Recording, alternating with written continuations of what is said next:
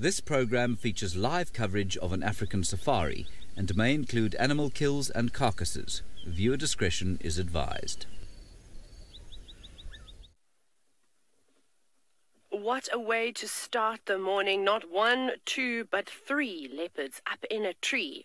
Welcome to your live African safari.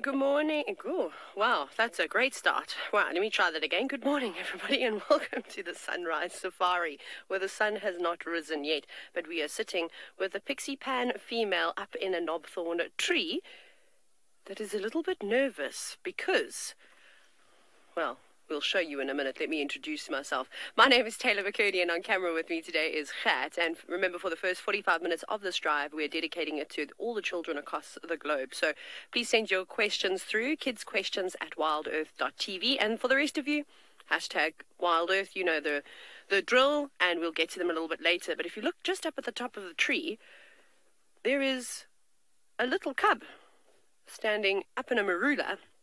And I couldn't work out why that female was so panicked and why she was staring off into the distance. I'm not sure what they see down there. And I'm not sure where the second cub is either. I haven't seen it. I'm hoping that it is up in a tree somewhere. I think at some point I might take a wide berth and go and investigate around in the corner. We did hear lion calls yesterday through pretty much throughout the entire day. Contact calls not too far. And there's been a lot of hyena activity. So I don't know what has put these cats up in the tree like this. But we need to be just very careful around here today and make sure that everything is okay. You can see that little one is very fixated on something. Linda, it is absolutely precious. I'm glad to see that this little cub is up in the tree for whatever reason. Maybe it is also just stretching its legs and learning to climb. That could be another thing, because there isn't much meat on this carcass. In case you have only just joined us for the first time, or you've missed the last couple of days because you've been back at work, or whatever the story may be, is that we were really lucky to have come across this female leopard with her 2 cubs and a dacre kill. So Norman, one of the instructors at Eco Training, heard alarm calls and then responded and found, well, the scene. So we were able to come on in and view her for the last 2 days now. But unfortunately, the kill is finished. So I don't know how much longer they're going to be sticking in the area. Look at that cub's head. You see how it's now changed where it's looking? It was looking off to the right. Now it's looking down below. I'm actually just going to take my binoculars out, because I think if there is another predator moving around there, of course I'm all tangled up, typical Taylor. Sorry for the shaking movements. That is me. I'm just going to scan down on the ground below the tree to see if I can see anything moving around. Binoculars are a very handy tool. It's actually an essential tool for every safari guide, and I highly recommend getting a pair that fits your budget when you do go on a trip. You'll be surprised as to how often you'll use binoculars, even if you're not on a safari. I can't see anything, but the grass is really long and the vegetation is quite thick. So we might go and do a bit of investigating to figure out what has caught the cat's attention.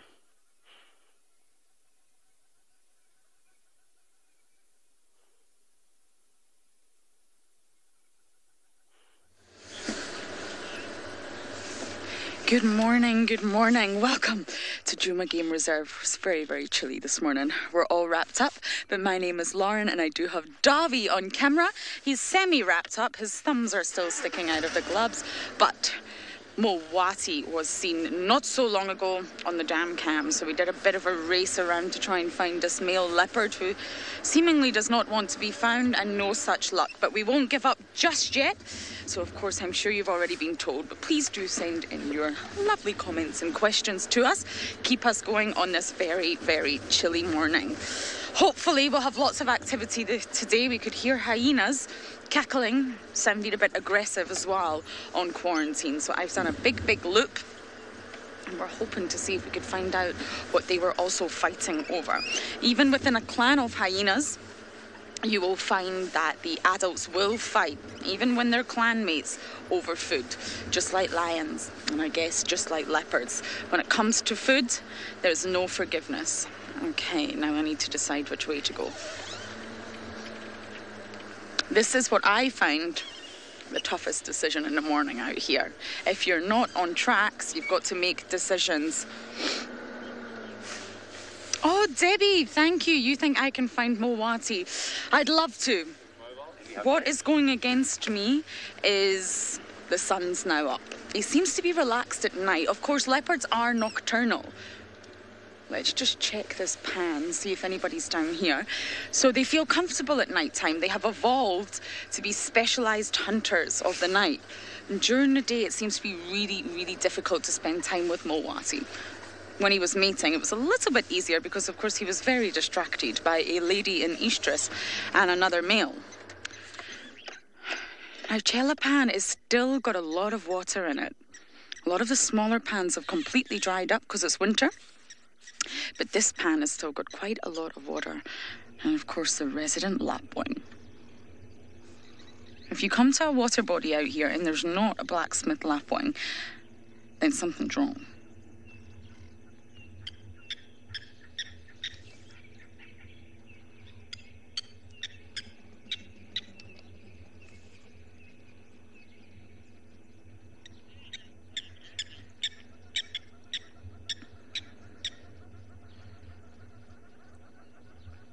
Now that the sun is up, the birds are starting to wake up too. The dawn chorus begins. And why birds call like this is mostly to say, oh, what's this Davy over here? Is it a little steenbok? Oh, it's a duiker. It's a little duiker. Oh, good morning, duiker. We can still see you. A little bit nervous. So yes, the birds are saying, this is my territory. I made it through the night. I'm still here, everyone. And it's time to sing and let everybody know it. Okay, so my search for Mowati begins. Wish me luck. We're going to bumble around and see if we can spot any signs of him.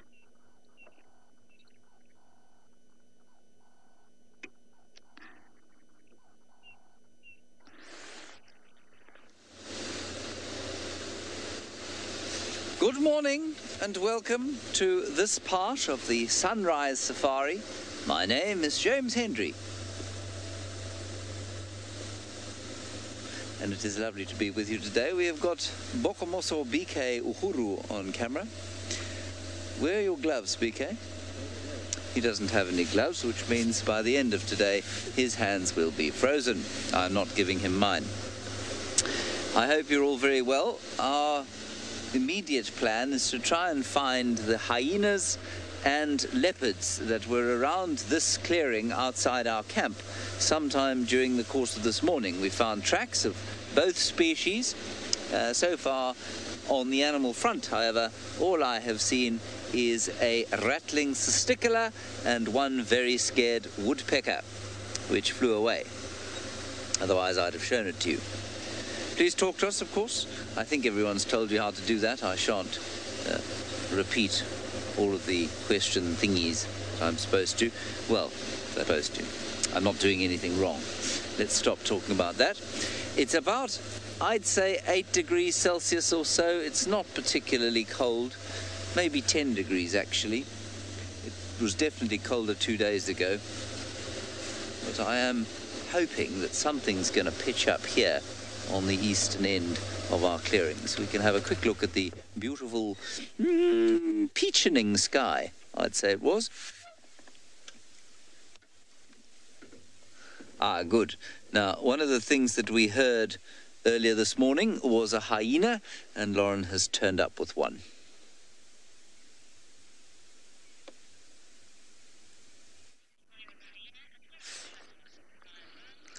I do have one just disappearing. There's little Sutu, a little female, sub-adult. and she just came down here for a drink to this exact pan that you just saw us at. And this is why it's worth staying at these small little pans, not the big dams, but the small little pans, and just waiting a few minutes to see if anybody comes by. Now, we're not going to follow Sutu because the hyena den is actually behind us. And if there was some action this morning, we're going to head right there and see if we can see. Maybe they've stolen something from a leopard. Maybe they've scavenged. Maybe they hunted. They do hunt out here. Oh, my goodness me. I don't know who this is. Bear with me. Following Sutu.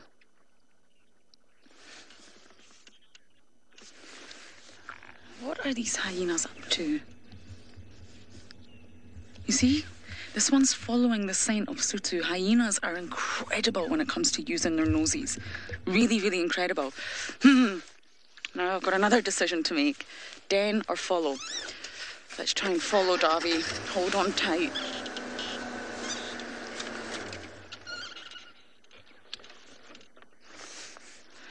Sorry, that's the fumes from our exhaust. They are very dramatic. They're both heading into the Mulwati. Just let's see where they go. Jenny, completely agree with you. They do look like they're on a mission, which is why I think I need to follow up. I'm not going to bash on through. Maybe we should go round. Okay, let's go.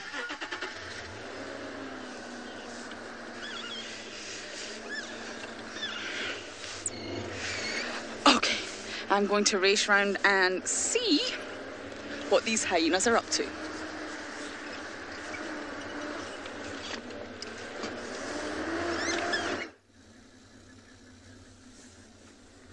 Good morning, everyone. Welcome to And Beyond Ngala. My name is Bunny. I have got Owen behind me as our cameraman for the day. Our plan this morning, we are going to start by heading onto the eastern side of the property. There was a leopard that we heard calling in the early morning. So far, we've driven around with no leopard tracks so far, but we found a lot of hyena tracks. That's what we're going to be following up on. We also going to head to check one of our water holes. It's quite a nice and misty morning. Most of the predators will still be active.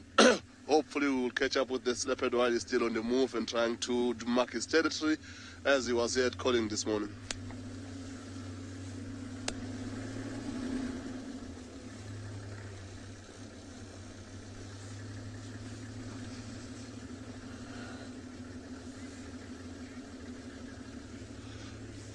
Boo, it is very misty indeed, and it's also a little bit cold this morning. As we drive up, we're hoping for the sun to rise quite quickly, because right now it's so misty that you can only see 5-10 meters in front of you.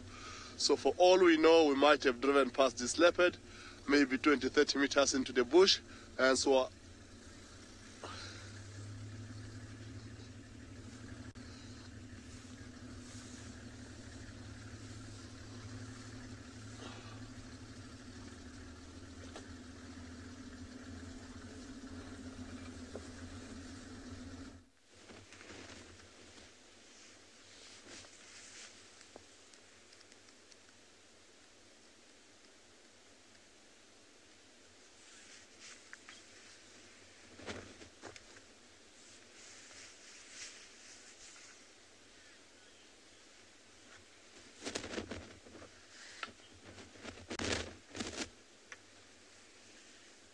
Hello everyone and welcome to And Beyond Phinda Private Game Reserve.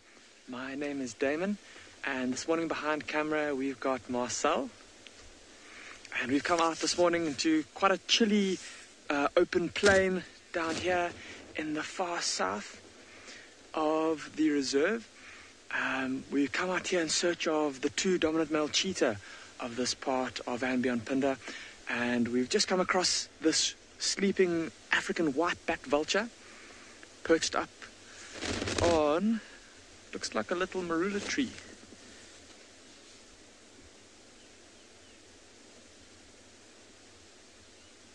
With the beautiful orange light of sunrise behind him.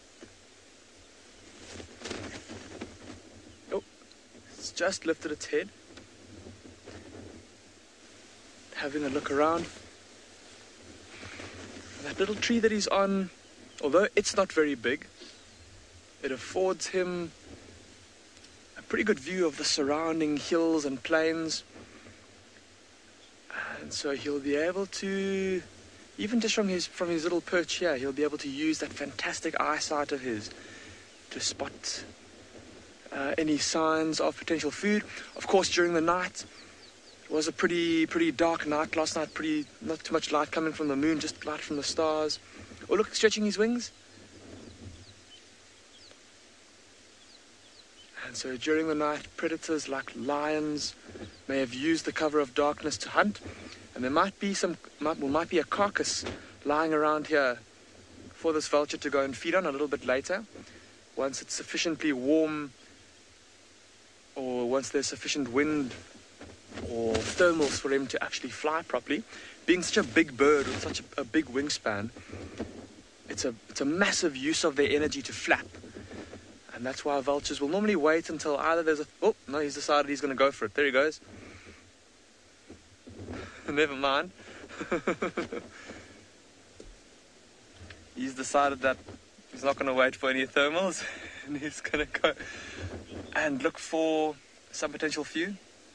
So a lot of you are saying it's a quintessential African view. I couldn't agree with you more. That vulture perched up on the tree with the gorgeous kind of orange light of sunrise coming up behind. So we're going to carry on now, and we can actually use birds like that vulture to help us to find what we're looking for this morning. Of course, we're looking for those two big male cheetah. If they do catch and kill something, and there are any birds of prey flying around, they'll see the carcass and they may fly down towards it. We're going to carry on making our way up the hill. We're going to see if we can find any fresh tracks or signs of them.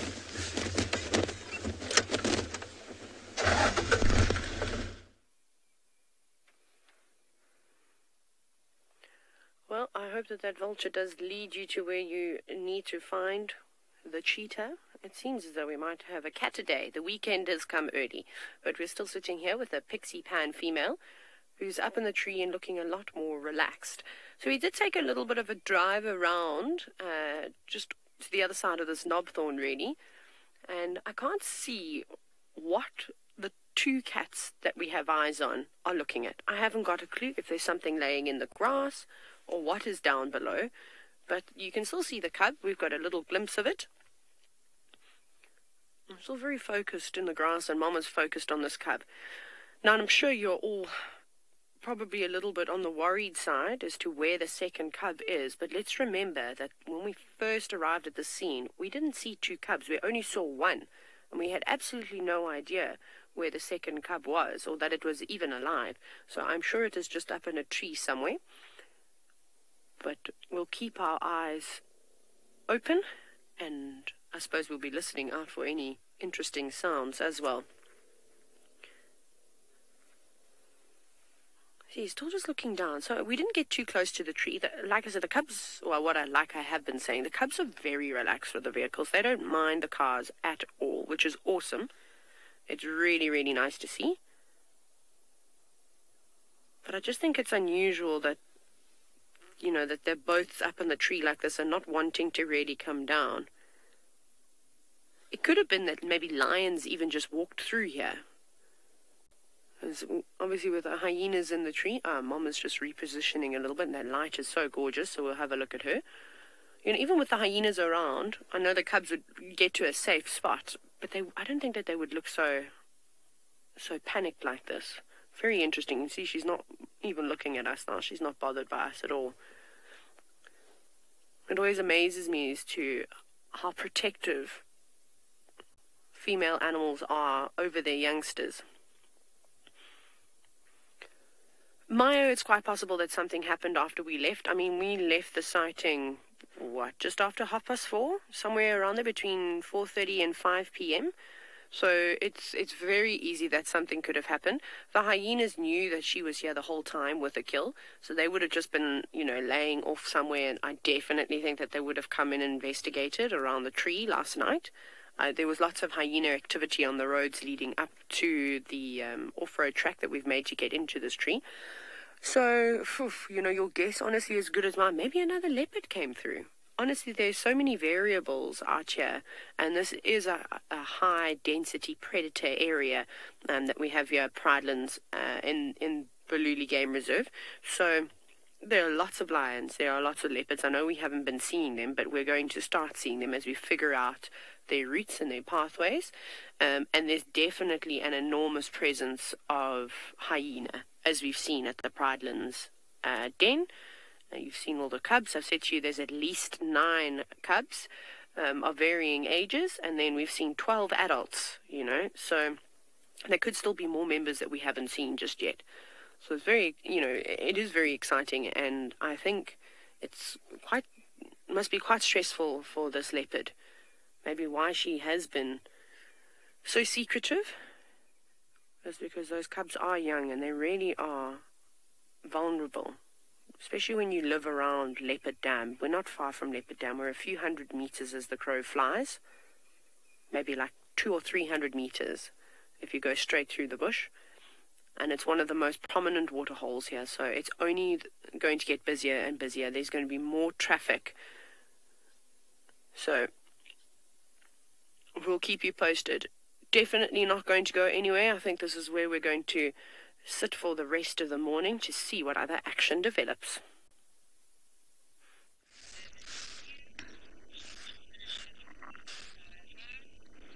I have something in a tree. It's not a leopard, but it is one of my favorite birds. This is a brown hooded kingfisher. No, let's see if we can get it. I think it's just plain. No, Davi is up here. On the left.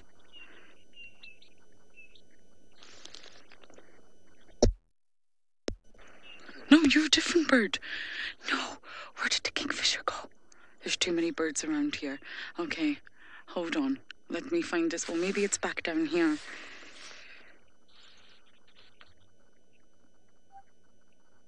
We're in the Mowati, which is actually the perfect place to see birds like this. And I've not seen a brown hooded kingfisher in so long. That was a female. The females are more brown. Is that a bird? It could be. I think it is. I think so. Okay. Yes, it is. You are right, Davi. Shall we try and drive forward? There's a high chance this bird may fly, but let's try and get better views for you.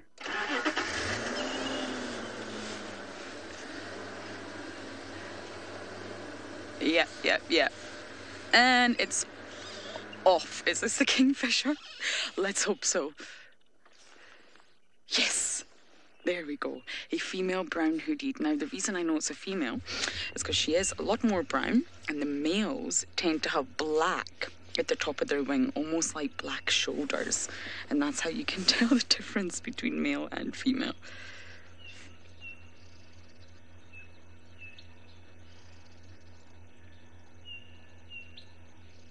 Gorgeous. Looking for insects. So she'll be hungry. And she perches up high on the tree and uses her eyesight to look down on the ground to find insects.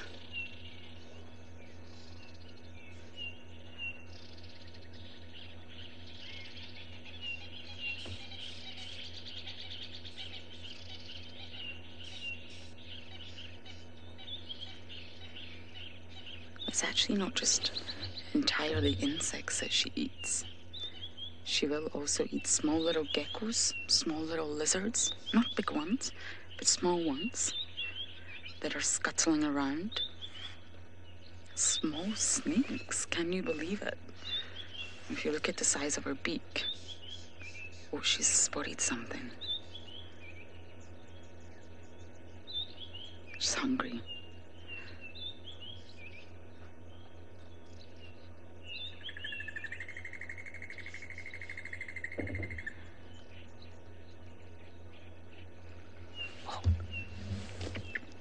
I think she's caught something, Davi.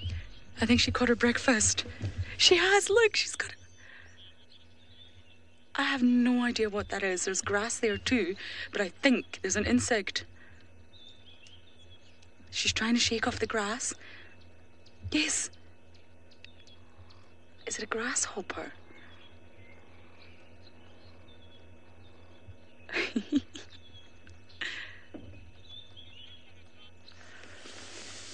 Grasshopper with an additional side plate of grass.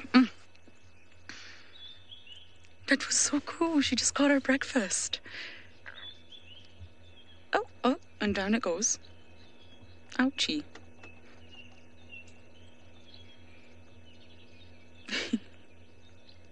You can see how visual she is. She's using her eyesight. Very, very keen eyesight to see insects on the ground.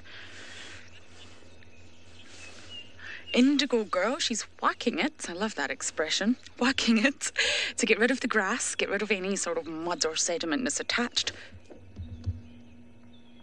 I thought she was going for another one. Attached to the insect and also to assist in killing it. I don't think it sounds too pleasant to have a grasshopper going down your esophagus when it's alive. Ugh. So they whack it to sort of shake it, get rid of any grass, sediment, anything that's attached to it, and then of course kill it so it goes down the esophagus nicely. That was really, really fantastic. I think we're going to come out the Mowati now. Mowati is not in the Mowati, unfortunately. Going to check up here and then come back, exit and head to the hyena den to see if there's any activity, because they've clearly been up to something. Okay, we are going to keep trundling our way through the Mowati and see what else we can see.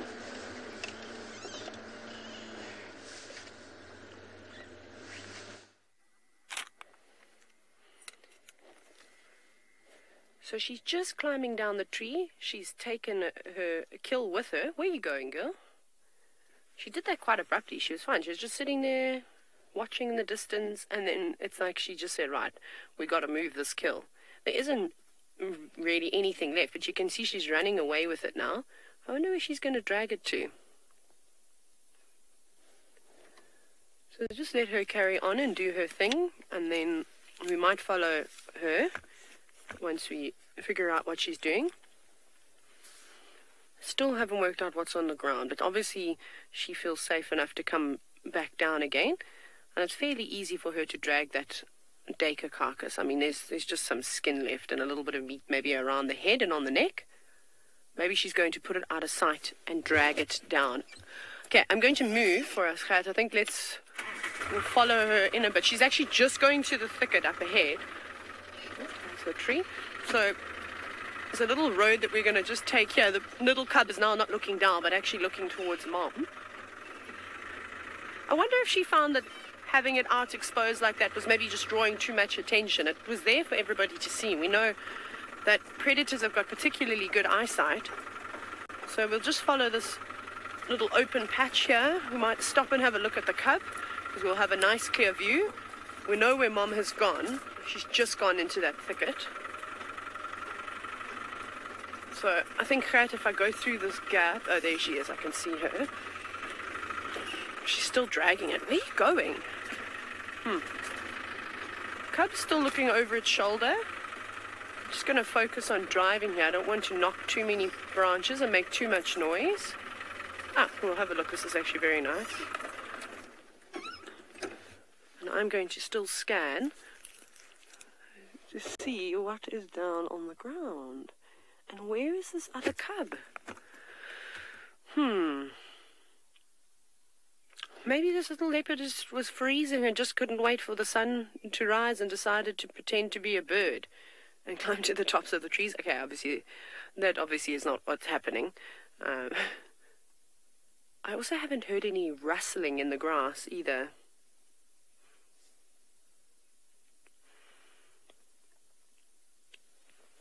Sarah, yes, female leopards are very protective over their young. I was saying to you, you'll be surprised as to how animals will, or what they will do to protect their little ones. So if there's something like a hyena, a female leopard definitely try to fend it off.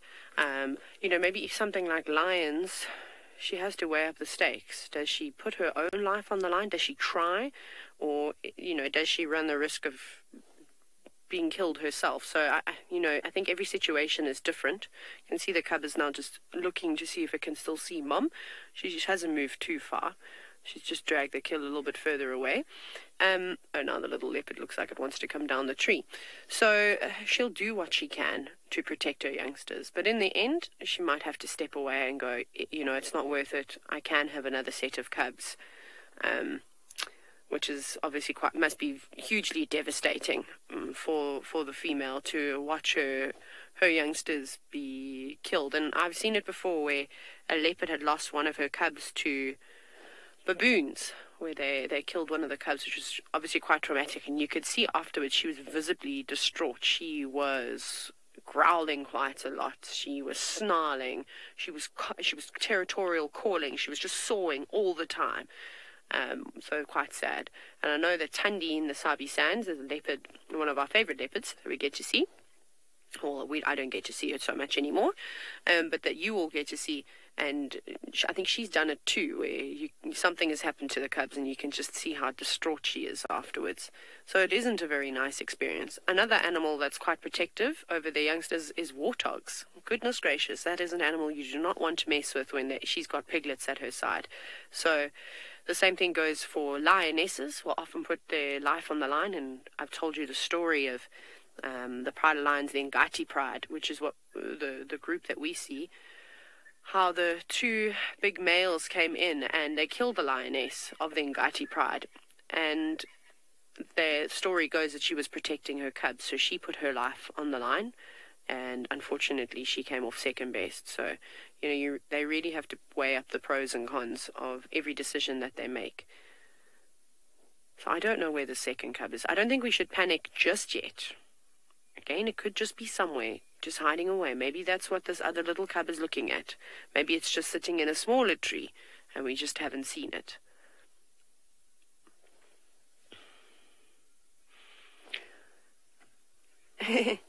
Now, Kyla, who's only 8 years old, yes, I think the dad of this leopards is probably at work. He packed his suitcase, he's got his lunch, and he'll be on his journey, probably marking his territory. Or maybe he's having breakfast somewhere else. Maybe someone else is doing the cooking. Who knows? So what happens, Kyla, is that the male leopards, the dad leopards, they don't actually stay and help raise these young cubs. So Mom does all the work, and he sort of moves off and does his own thing. So that male leopard, who we think the father is a male called the Shimungwe male, is that he's actually got lots of children running around in this area. So he doesn't have just one wife. He's got many wives that he has to look after. So he'll walk around and he'll go and visit, the different females in the area. But it seems like they do socialize a fair amount. He's a very relaxed cat, and he was on his way. He was moving in this direction yesterday. We saw him in the morning. He was marching towards here. So, I don't know. It could be him that's around as well. And she might be a little bit nervous with having, such young cubs around. But who knows? I suppose the story will reveal itself in a little bit. We've just got to be a bit patient. I'm just not sure what's happening here. And I really don't want to go crashing through the bushes. I don't want to disturb anybody. That's why we've sat so quietly. And we'll probably go and look for Mom in a bit. When we get a chance, we'll head on around and see if we can find her. I think she's just maybe she is feeling the pressure from the hyenas, from all the predators that are around here that have figured out that this is where she is and she has got to kill. So maybe it's a clever move, dragging the kill away, putting it in another tree or putting it on the ground. I think we underestimate the intelligence level of a lot of these animals and what they do to survive out here. There's no rules. You just do what you got to do. Not like in the world that we live in where it's governed by rules. Nature is really fascinating. I think that's why safari guides get so hooked, is because every day is so different. Some days are the same, but... Now, Snazzy, you definitely do get used to it, and I'm not going to lie, I've taken my job for granted sometimes, of being able to spend it out in the wilderness every single day. But it's moments like these, to see a leopardess and her two cubs that at such a young age, I cannot tell you how special it is. It's not something that you see all the time. Obviously in the Sabi Sand, the private game reserve, you see it fairly often because the leopards in that area have been habituated like no others have been, and you get to see them all the time. But an area like Pridelands, that's still an up-and-coming wilderness area, and I mean, there's all the wildlife is here. It just takes them a bit of time to get used to us. So there are so many leopards, but I feel special. This is now only the second leopard that I've had proper sighting with. No, I lie. Third leopard I've had a proper sighting with. We had that beautiful male, Shimungwe, that we were talking about. And then on 2 Saturdays ago, we had that young male leopard who was pinned up in the tree. The lions put him up there. And now, of course, the Pixie Pan's female and her 2 cubs. And I've been here for over a month. Now, if I was in the Sabi Sand, I would have seen about 4 or 5 different individuals and a couple of times a week by now. So it is really, really awesome. But they do different things. They don't always do the same thing. They definitely have a routine. There's a bit of a breeze that's starting to blow now. Right, we're going to scour around for the female to see where she's stashed that Dacre kill. And hopefully she hasn't gone too far.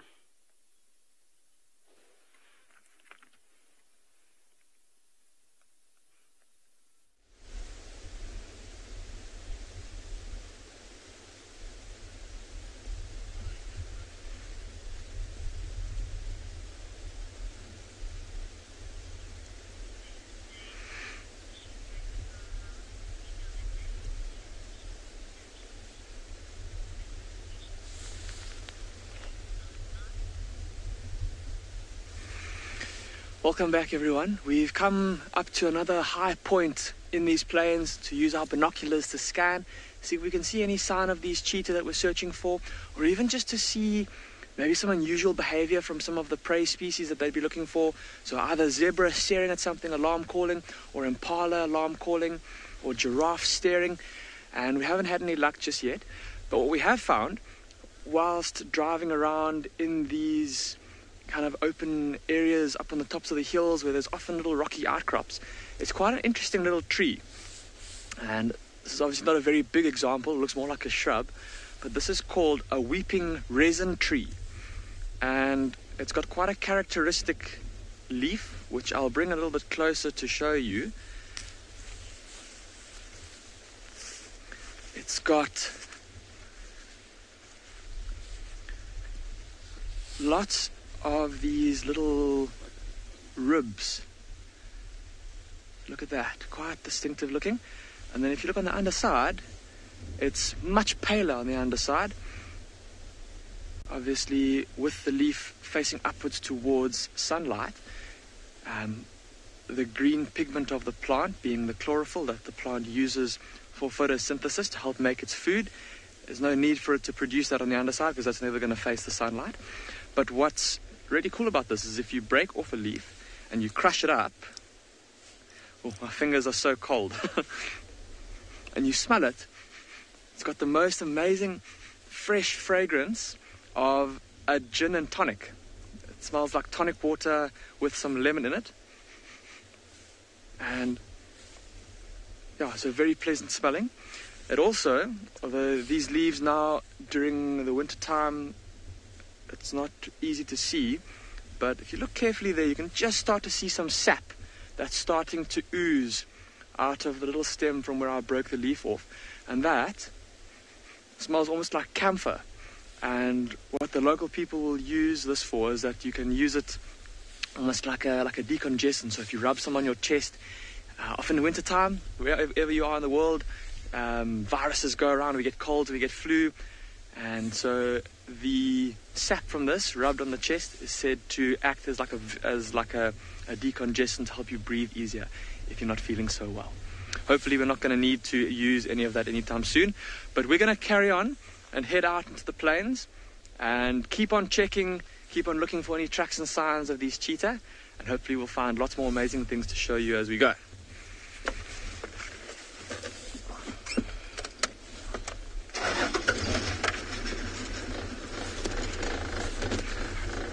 Seen some giraffe out in the distance. I think we might head in that direction.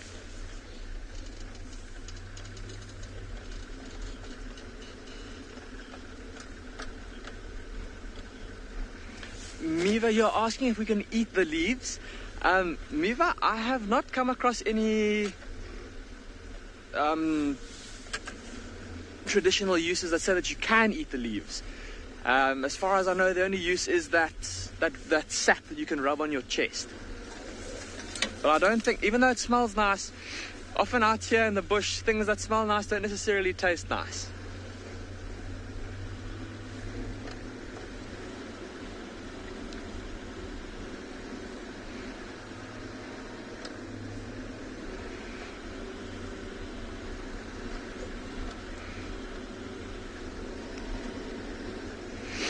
This beautiful morning light, look at the golden light coming through the grass here. And still looking out very carefully onto the grassy hillsides. Looking for any sign of these cheetah.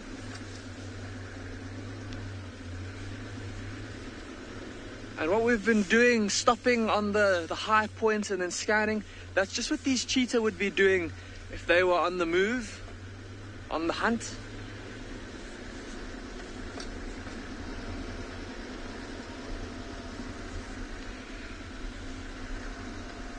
Yeah, so let's carry on and look for, we're going to go try and find another high spot to scan from.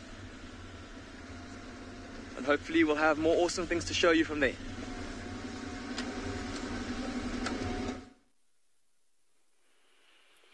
I like your thinking, Damon. Act and think like a cheetah, and I'll find the cheetah. Well, good luck to you. So we've managed to do a quick reposition. We didn't actually have to move too far from where we were.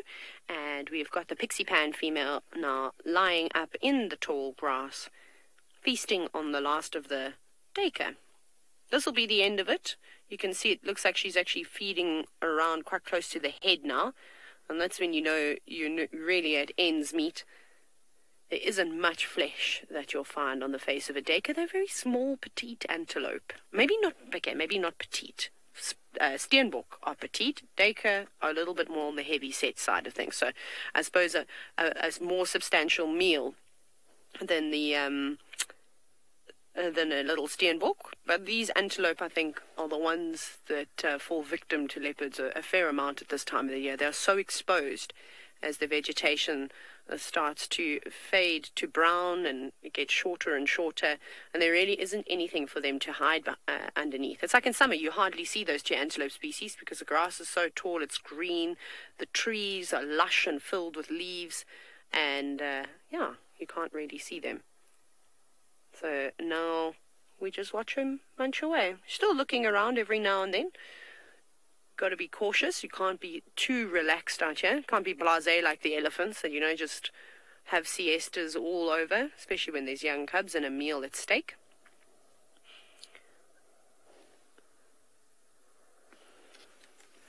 I do just need to let everybody know that the sighting is currently a full lock. Let me just put sorry, we haven't got a radio system just yet.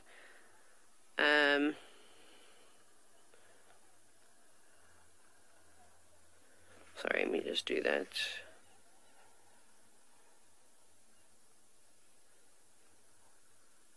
Apologies for me going quiet. I just need to tell them.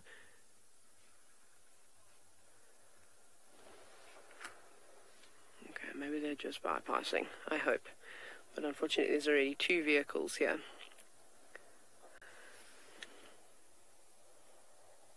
There you go, you can see her. Ha!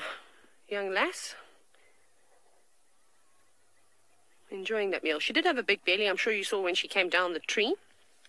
She was munching away, and all of them have had a sufficient amount to eat. It would be really great if we can catch them going towards Leopard Dam to have a drink. But I think she takes and she moves these cubs around during the middle of the day, so it might be a bit difficult for us to see something like that, just because we're not live then. Ah, right. So it seems as though you're going to have a change of scenery. You're going to go back across to the Sabi side of James, and he's not driving around, but he's on foot.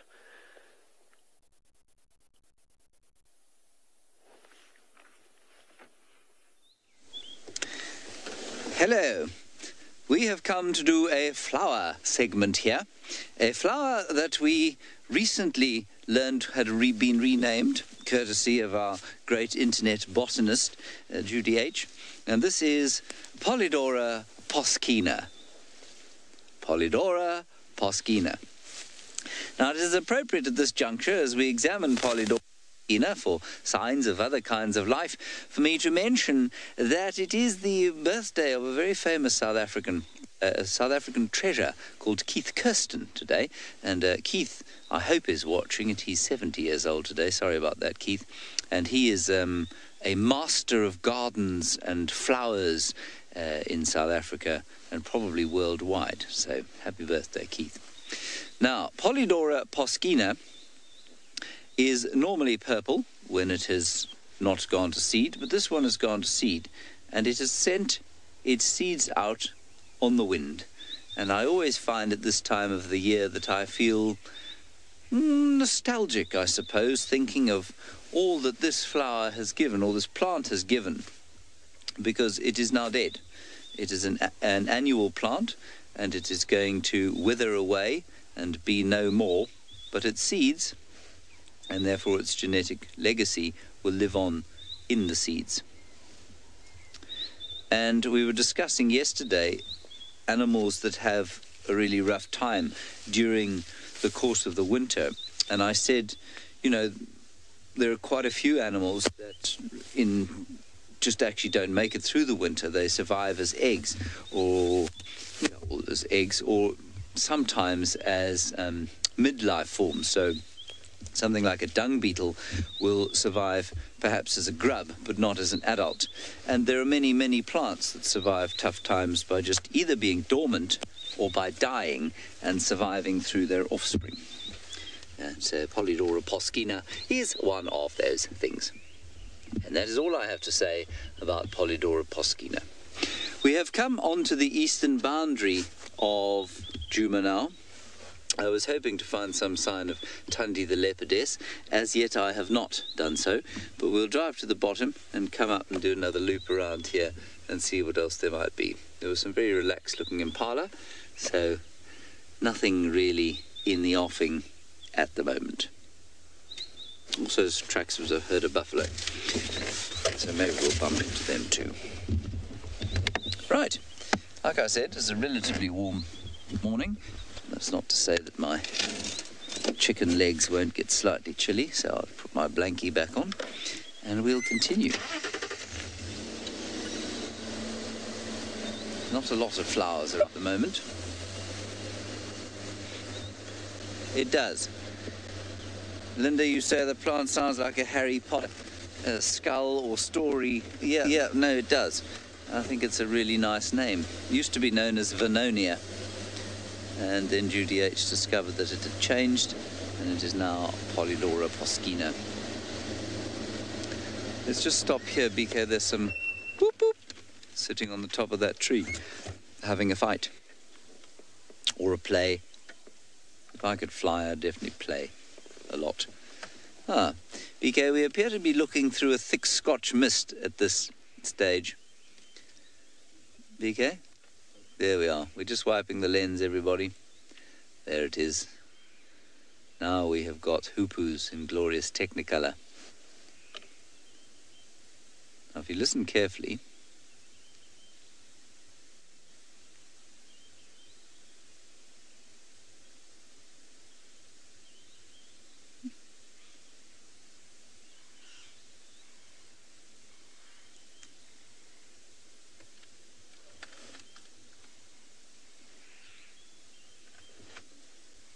can you hear them going at each other?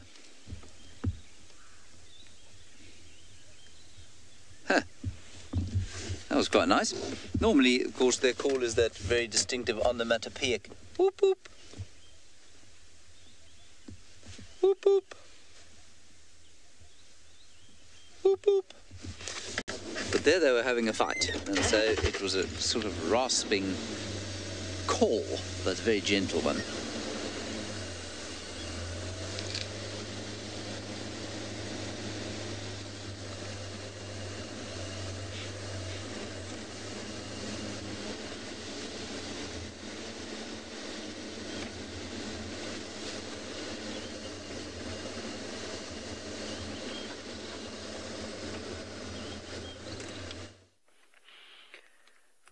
So here we sit still with the Pixie Pan female. You might actually even be able to hear her gnawing away on the leftovers of the leopard, not of the leopard carcass, sorry, of the dagger carcass. That would be frightening.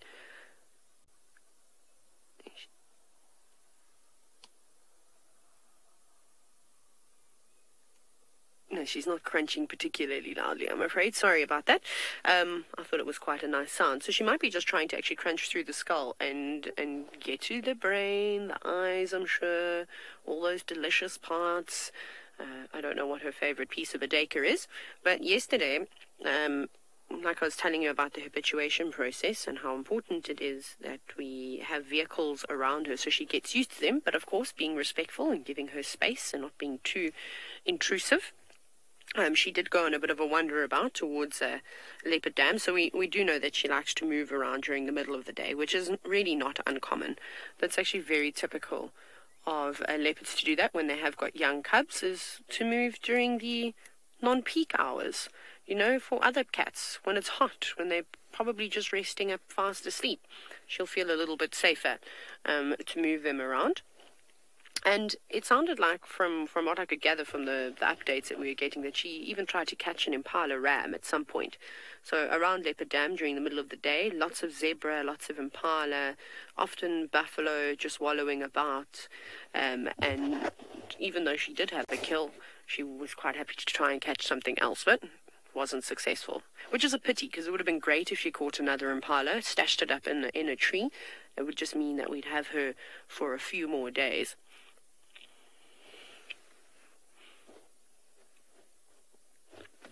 Tad, who's only 5 years old, you've asked about if leopards are endangered. Yes, leopards are definitely threatened, and unfortunately there aren't as many as there used to be for a number of different reasons, and it is very sad. So we need to make sure that we protect all the leopards that we have. But Tad, we're really lucky in this area to have so many wandering around in this greater Kruger area, and they're protected in the national parks, and hopefully the surrounding areas too.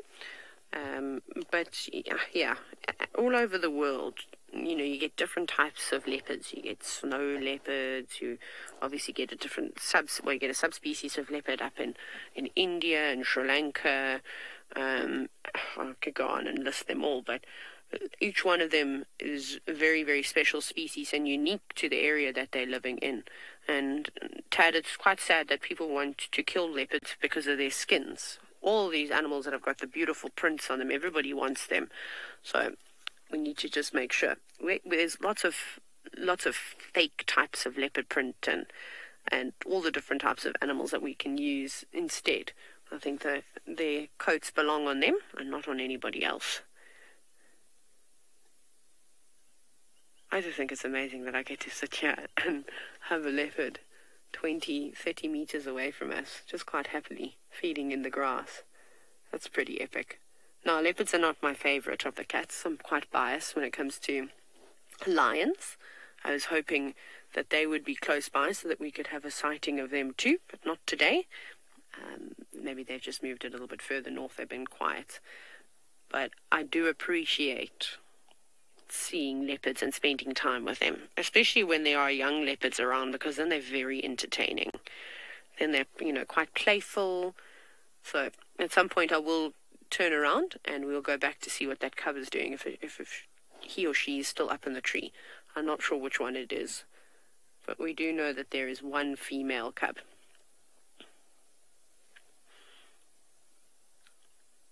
But there's not much left, and I think that she'll be done soon enough, and then she might go around and try and round up her cubs. But off we go across to James, who's got an antelope that this leopard would be lucky enough to catch. Leopards are not her favourite cats. Good heavens, never heard such a thing, such a slight on leopard kind.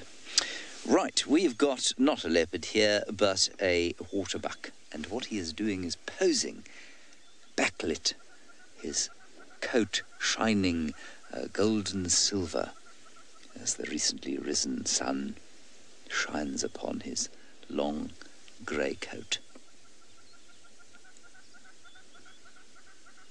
He looks very regal indeed. I am told that the kids show is now finished, so if the rest of you would like to send through your questions and comments, you can do so using the hashtag Tswalu Live on the tweet. Alternatively, you can use the chat stream on YouTube. He is regally chewing his cud. I always think that they look like heavies, you know, standing on a street corner chewing gum, looking out for trouble. It's only waterbuck that give me that impression, none of the other antelope.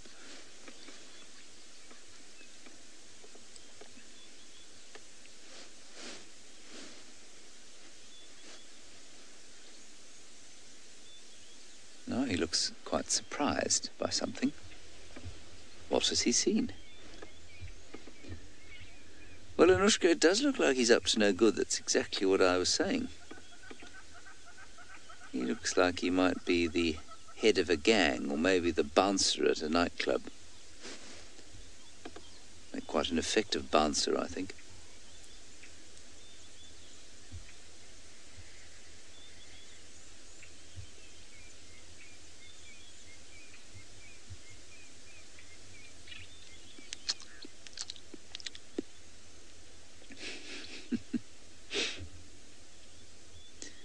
I'm not sure how many of you know this, but when you watch one of those beautiful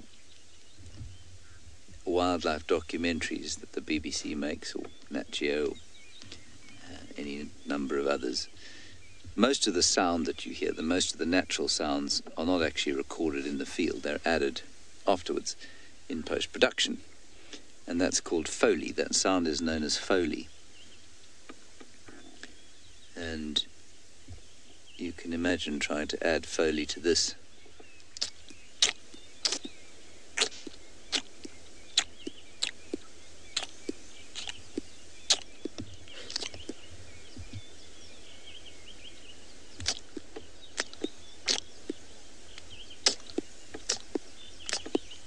We won't do it too much because the sound of people chewing is normally offensive. But when you hear the footfalls of animals, or animals chewing or tearing grass out or doing that sort of thing, it's normally added afterwards. Nancy, you say if he blows a bubble now, you'll be shocked. None more so than I. I too shall be shocked if a great big pink bubble comes out of his mouth and goes.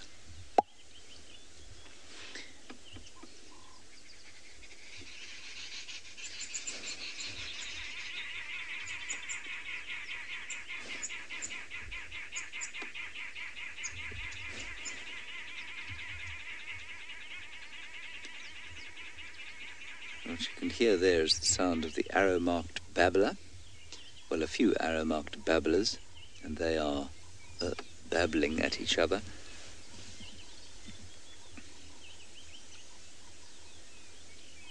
It's a much more cheerful dawn chorus than there was yesterday.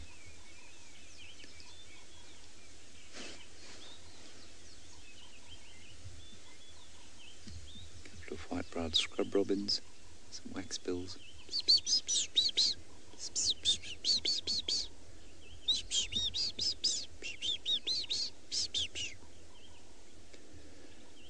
Alrighty, let's head about, I'm going to say 2,000 kilometers off to the west, where Dylan is in the Kalahari waiting to say hello.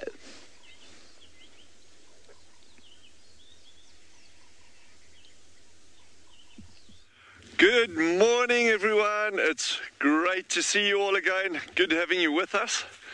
And it's another absolute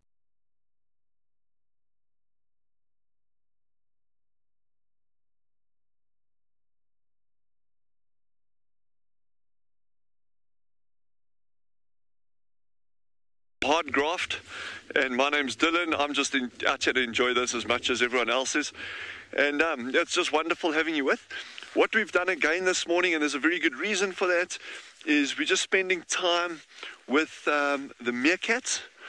Again, because we know she's had these little pups, and we really don't want to miss that opportunity of seeing them when they come out for the first time. I'm guessing that's probably still a week away, give or take a couple of days. But if we can be with them when they bring them out for the first time, it is going to be just the most incredible sighting. I've also brought something with that I'm going to show you a little bit later when we come back, and that's going to be quite interesting. But yeah, so here's the meerkat burrows over here. Remember, this group is called the Rock Stars. And Jandra and I are going to take bets again this morning on which burrow they're going to come up, but we haven't settled on that yet. We will see shortly. And whenever we get here in the mornings, we also just do like a quick scan around the burrows, not very close to them. We'll stay like 10-15 yards away for any signs of other animal activity. And the one that we're particularly concerned about that we know is moving in these areas is the honey badger. I'm very jealous. A long-standing friend of mine that's actually been coming as a guest to Tswalu for many, many years sent me the most incredible footage last night of European badgers that are just like mind-blowing. They've got this lovely little set near their home. So yeah, I've got a real soft spot for badgers, and I know those aren't, closely related to ours, but nonetheless, any badger's a good badger. Yeah, these burrows are. I see there's been a bit of collapse over here. This isn't a burrow that they've actually been using, this particular one, but there has been a bit of collapse over here.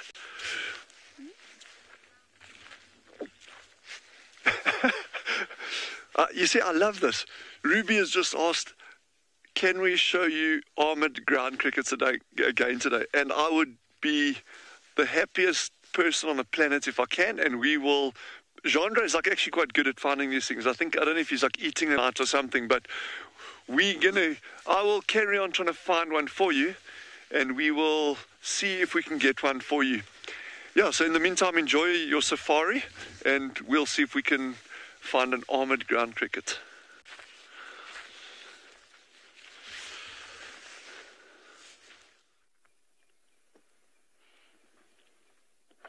Dylan and I also want to see almond ground crickets. That's not a thing. They sound delicious. If there is such a thing as an almond ground cricket, I'd like to eat them. No, I would like to see the almond ground crickets too. I'm so sorry. I'm malfunctioning this morning. Anyways, right, let's try that again. We're still with the leopard.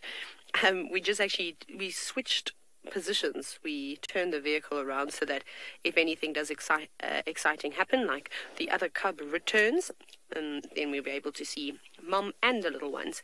But it does sound like there is some chatter coming from the grass just to the east of us. So perhaps yesterday, you may remember, we had I think it was the last sighting we actually had of the leopards. There was one little cub, and they said that it was an adventurer, and it was moving around, and it was wandering quite far away from Mom. So it sounds like last night I was getting an update. The hyenas moved on in, and that little cub just climbed up into a comifera tree, so a corkwood, and just sat there, but far away from everybody else. So that's going to be that one's personality, not wanting to stick at home. Gert, can I draw your attention away from the leopard for 2 seconds? I don't know if you can see it, but I haven't got any armoured or almond ground crickets, but I've got something else. Sorry, all these things happen. Can you see it on there on the screen? I'm going to show you. It's going to be Inception, because you're going to watch me. Look at what's just sitting right up on top of the monitor. There we go. It is a grasshopper of sorts. It's definitely still a nymph. You can see it hasn't got its wings just yet, so it's still got to do some shedding of the skin. So not an armoured ground cricket, but some kind of a grasshopper that has found its way into the vehicle. Really big eyes. And very powerful legs as well. Please don't jump into my face, because I might let out a little squeal. Oh no, it's moving. It looks like it's getting ready. Oh no, I can just see its little mandible moving. I'd like to see one of these under a microscope. I'd like to look at their faces. Why didn't we do that when we used to have the tent and the microscope? That was so cool. So I think that up close, their mouth parts must look quite terrifying. But very cold, not moving much. Leaping lizard, yes, this is rather small. I would like to do a size comparison, so I'm going to put my fingers in frame. Look, those are the tips of my fingers, and that is how small this creature is. Oh, sorry, I don't mean to disturb you as you wash your feet. They're such bizarre things. I like insects a lot. I think they might be my favorite thing. Caterpillars are by far my favorite. I think I get more excited about caterpillars than I do with a little leopard cub, because I just think that they're adorable, especially ones with fake eyes. And the chunkier the grasshopper, the chunkier the caterpillar, the better. What are you doing? This is cleaning all its feet.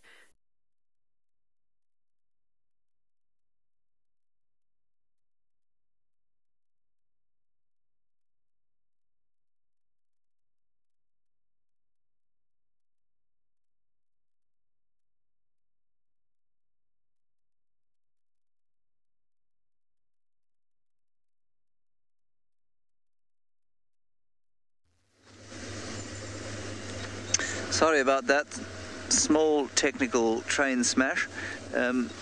We'll get those other people back as soon as we can. We are now heading towards the northern parts of the reserve, towards a waterhole called Buffels Hook. And this is where we last had, or where there were last reports of Tundi.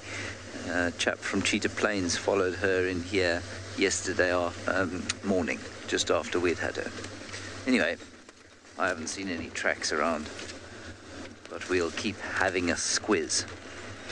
See what else we can find. I have some plant of great interest. Or, if we're very lucky, an insect that is surviving the winter. Very few of those.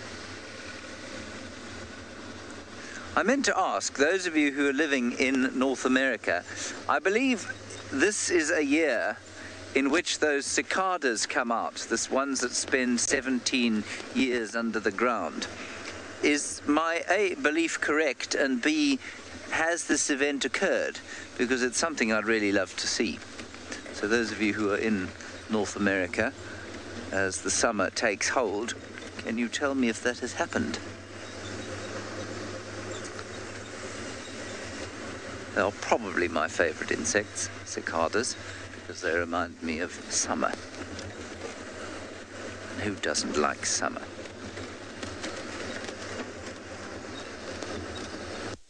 Ah, thank you, Kim. You say it has happened. That's wonderful. That's great.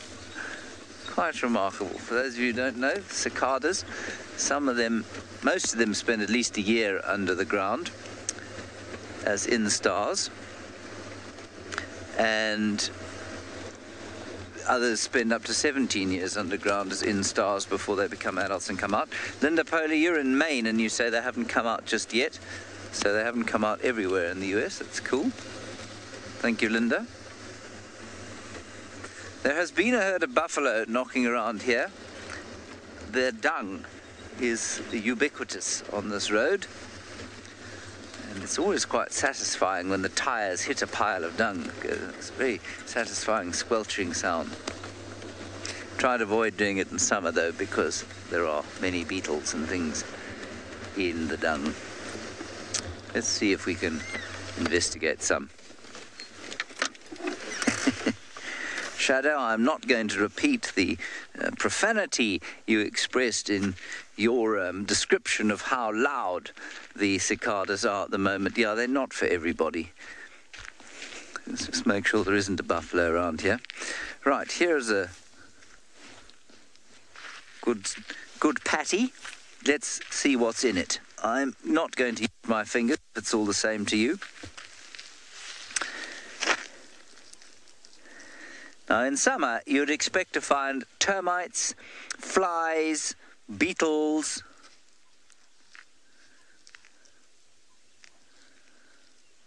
and all sorts of other things. But in winter, it's just a mush. Now, although it's just a mush, we must remember that there will be millions of bacteria in the patty, because those bacteria have helped to digest the plant material that the buffalo ate.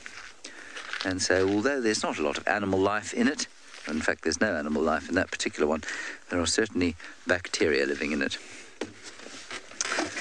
If we had a very powerful microscope, we might be able to see them. But I'm not sure that anybody has ever said, may I go on safari because I'd like to see some bacteria. Imagine going into a travel agent and saying, I'd love to go on safari. Oh, well, that's wonderful. Where would you like to go? Anywhere where I can see a great collection of migrating bacteria. Good. Something that I'm extremely jealous of at the moment is the meerkats.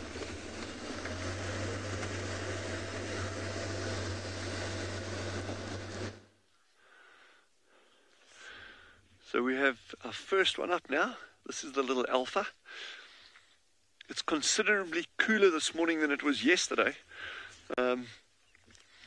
So she'll actually sit huddled over every now and again, kind of like hunched forward just because of the temperature. But she's also going to be wanting to move into the sun. Seems like she's the first one up every morning so far that we've seen. And I think she'll also, because she's suckling the little ones, that she'll have a lot more pressure on her in terms of getting forage in the mornings.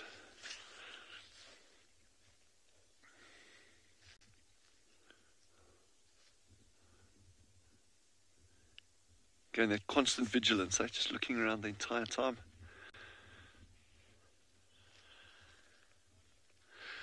No, it's magnificent. For those of you out there who enjoy your photography, this backlighting is always a winner. It's always a winner. It's not quite backlit on it yet, but it's getting there. And we've got another one that's just popped up midway, or not even midway, probably 2 yards closer towards us.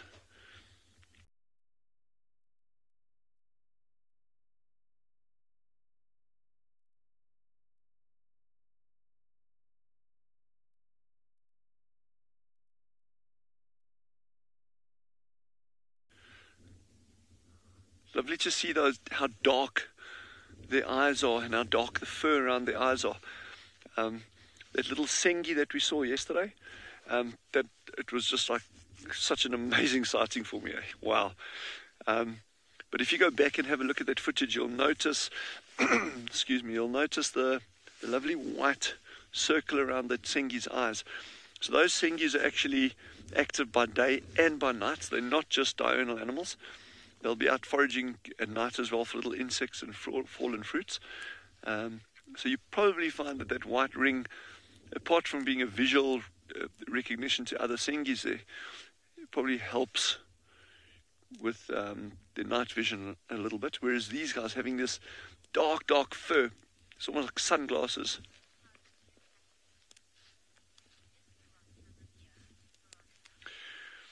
So Veronica has just asked a really cool ecological question about the meerkats, saying, isn't it a little bit cold to actually be having pups at this time of the year? In terms of the meerkats, they do lose body heat very, very fast. It's not the ideal time of year to be having pups, but they are super reliant on...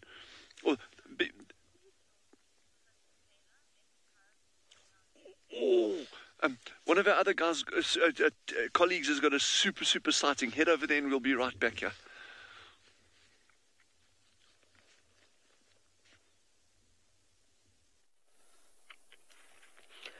We have, but it has just sort of paused for a moment. There we go. So this is the little one that's been up in the marula tree. Now, it keeps staring down on the floor, so we have a suspicion that maybe the other cub has come around, the wanderer. I think this, it's hard to say. I think this is the little girl, though, this female. There might even be 2 female cubs, but it would be nice to get a good view of them to be able to confirm. And I'm going to sit today, well, actually, next time you head away from us, I'll have a look and see if I can't pick out some nice ID features on both of the cubs, because I think we've seen both of them now. And yeah, I don't know, I'm just very excited about this whole thing. But now it's paused for a minute on the marula tree. You can also see the corkwood that is just sort of blocking its view. Sorry, we're not going to move around too much.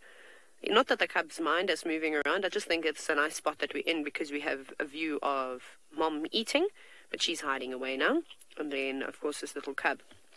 And if anything is going to happen, the cubs will probably come in this direction back towards where Mom is.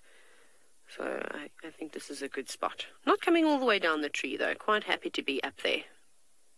Good thinking.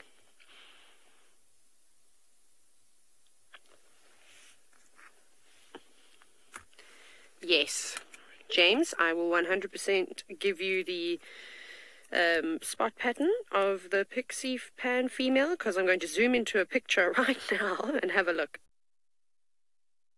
Spot pattern. Almost identical. Sort of the outer spots are quite big and bold, and then she has got the two sort of lighter spots closer towards her nose, so it looks like a 2-2. Spot pattern, and then she's obviously got that quite nice unique marking above her left eye, but we'll have a look at that in a second. Very cool. This is very nice though, and then I will do the same thing with the other cubs. I'll jot them on down and we can add them. I'm very excited though to be able to sit and create some little ID cards. Thankfully though, a fellow by the name of Ryan Thompson has been helping out, and I was telling you yesterday, he spent a fair amount of time and has got some ID cards on the leopards in this area, but he spends more time on Jajani than anything. So we might not see all of those leopards. We could see them occasionally as they pass on through. You've all seen how territories can change over time, and depending on the season, they might get bigger or they might stay more concentrated in an area, depending on food availability. Of course, that's the most important thing. And then, of course, water sources. So we'll have a look at that.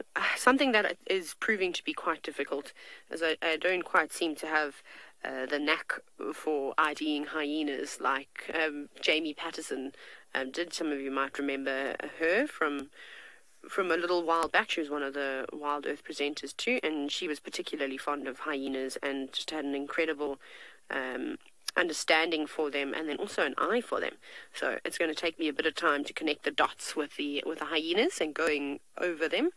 I would imagine it'll take me a fair few hours, but I'm going to try and get everything printed out, and then that way, instead of doing it digitally, I can actually just have it on a bit of paper and circle and colour in certain things. I'm going to have to colour coordinate everything because I have the attention span of a 3-year-old. So that will be a fun time. It'll be like building a puzzle. Little leopard, what are you doing? Are you cleaning your paws, or are you just having a bit of a sleep? You can see how the behavior has changed now, how obviously this young cub has settled down a fair amount. It's not looking so anxious and staring into the grass. Megan, I didn't say anything about an Excel spreadsheet because I don't even know how to open Excel. I am completely illiterate when it comes to anything to do with technology. It's a disaster, in fact. It's just the thought sends shivers down my spine. So it'll be very basic, old school, is probably stuck in my notebook. So actually I'll do that. I'll print everything out and I'll stick them in my notebook so that I can show all of you. How about that? I do typically do things like that, but like maps of areas. I have random things. I have lots of notebooks as well. But there we go. That'll be my little project for my week off, in between tanning by the pool. No, well, fingers crossed for nice warm weather. But right, enough about that chatter and more about the leopards. Fingers crossed the next time you come back to us, we'll have 2 cubs up in a marula tree.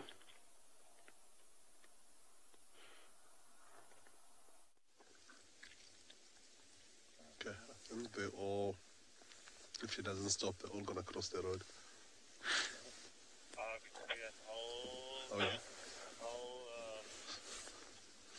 I'll give a message to Barney. Sorry, just confirm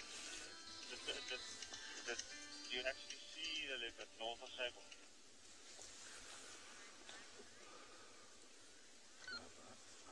Watch your head. Cool. We just found this beautiful herd of elephant in both sides of the road, some crossing in front of us. Young bull having a look at us. Slowly moving across. Amazing thing there, how big that elephant is, but how quietly it's moving across the road. If you close your eyes, you wouldn't even hear that there is something this big going across.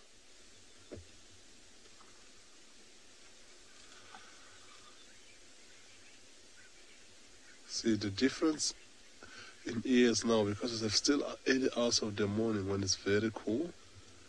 They're not just flapping as much as they'll do sort of midday today when they're getting hot. So they are also trying to keep warm, not flapping the ears, just walking around quietly.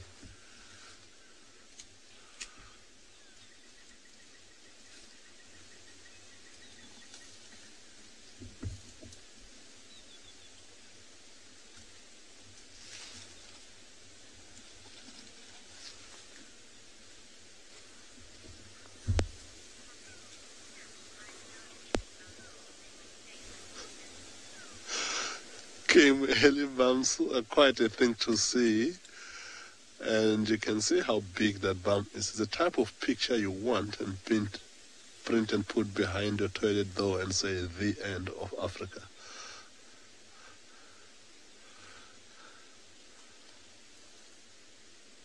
It's amazing now we're sitting with elephants, more than 10 elephants here, but we can hardly see because the bush is nice and green and lush. And you're not really hearing much. What we're gonna do, we'll try and drive slightly forward and see if we get a better cab. Majority of them have moved across to the right now. So we'll see if we get another good angle for you in the next few minutes.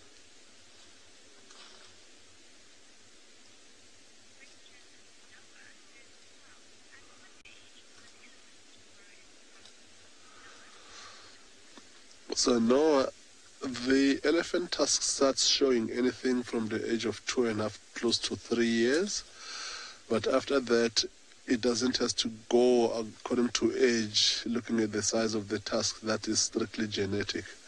But so some elephants will genetically have much more bigger tusk, but they start showing even if they're going to be too big, somewhere between 2.5 to 3.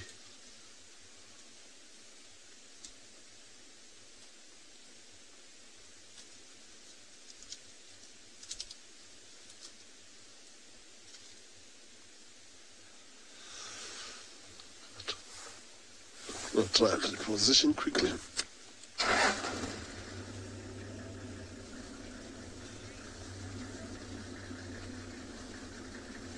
So we're gonna move forward slightly, see if we get a better gap, and we'll be back shortly with much more better view, we hope.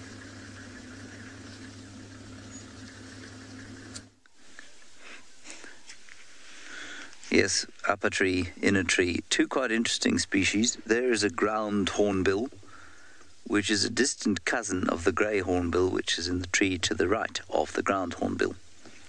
Now, the ground hornbill has been attracted to this area because it was burned yesterday, and it was burned yesterday in lieu of making a fire break. And that fire would most likely have resulted in the death of, well, a few ground-dwelling species, perhaps the odd tortoise, maybe. It doesn't look like it was a hot fire. Maybe the odd ground-dwelling rodent. It might also have unearthed a couple of insect grubs and that sort of thing. Anyway, that's why the ground hornbill is here. And unusually, he seems to be on his own.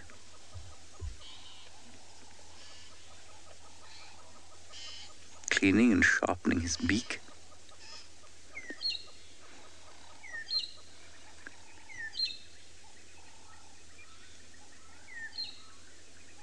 And lovely sounds of the magpie shrike in the background. Psst, psst, psst.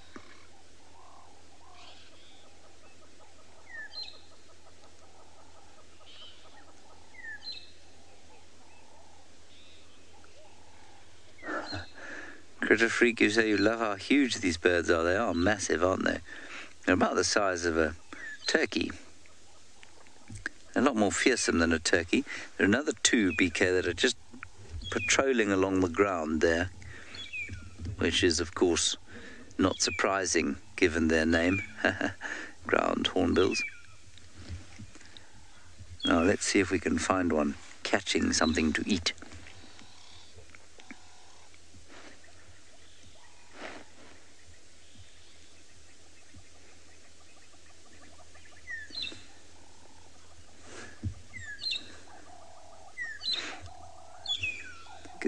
Is it 3 of them or 2 of them? 3. 3 on the ground there, and 1 in the tree. That's a kind of standard-sized flock. I did see 5 the other day in a flock.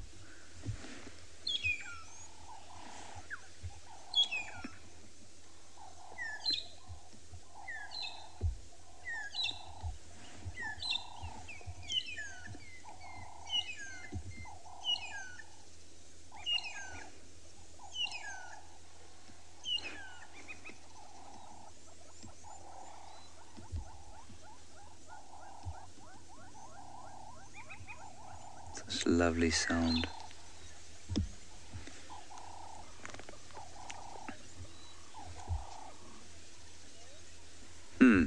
Mohammed, that's an interesting question. In this particular part of the world, the human-wildlife conflict is caused almost entirely by human beings. So we live in a reserve that is fenced, and so when animals and human beings come into contact, it's normally because there are poachers or hunters in the area.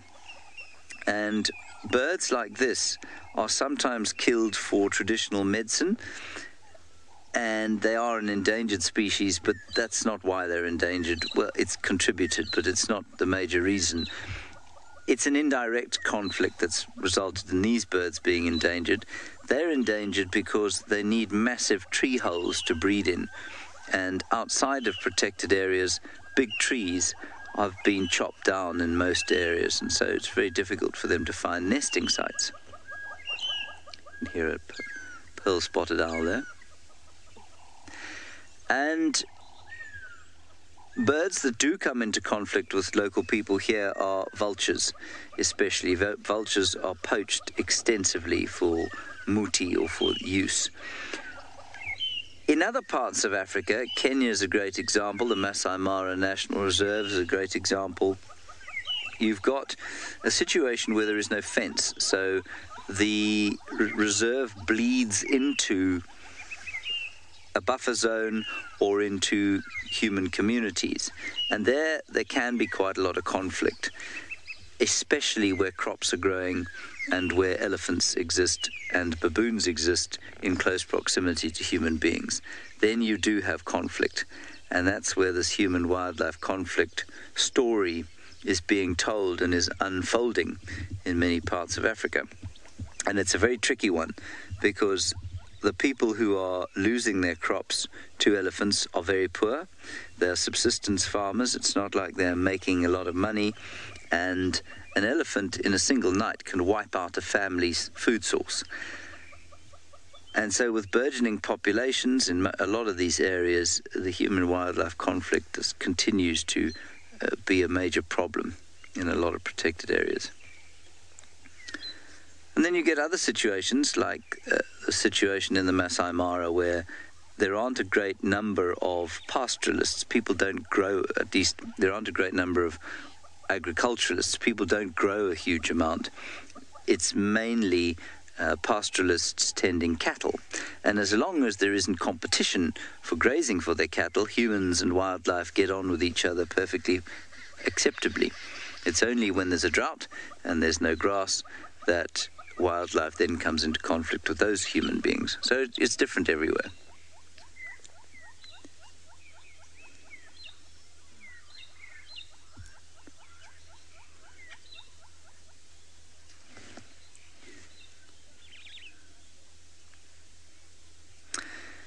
I don't know, Anushka. I mean, I think they're increasing. How well they're increasing, I don't know. You know, it's been a while since I chatted to anybody from the Ground Hornbill Project. A while back, just when I'd started guiding, there was a mad Israeli ex-Mossad agent called Yuval, I think his name was Yuval, who was very involved with the Ground Hornbill project, and he was very passionate about it, and he's very passionate about a number of other things which I shan't mention now. And so I got to know the Ground Hornbill project, and they do some spectacular stuff where they'll go and remove the second chick out of a nest, because only one chick in a clutch of 2 will survive, and they'll go and place it in a nesting box and rear it. And they also put up other nesting boxes, and they won't take the chick and put it in a nesting box. They'll go and hatch it and then rear it by hand and try and introduce it to another wild flock. And then they put up big nesting boxes all over the place so that these birds would have more nesting sites. I think they have had relative success. I don't think that it's been a roaring success. You know, in the 20-odd years that I've been in and around this area, the status of these birds has not changed from endangered to least threatened. But I do think that their numbers have increased to a certain extent. And obviously, you know, these research projects take a lot of time to develop and refine and try definite, you know, it just takes a long time for them to refine the techniques to make them work. Good. Here's some buffalo. We actually saw some buffalo a little bit earlier, but I didn't hear the ones you'll see now.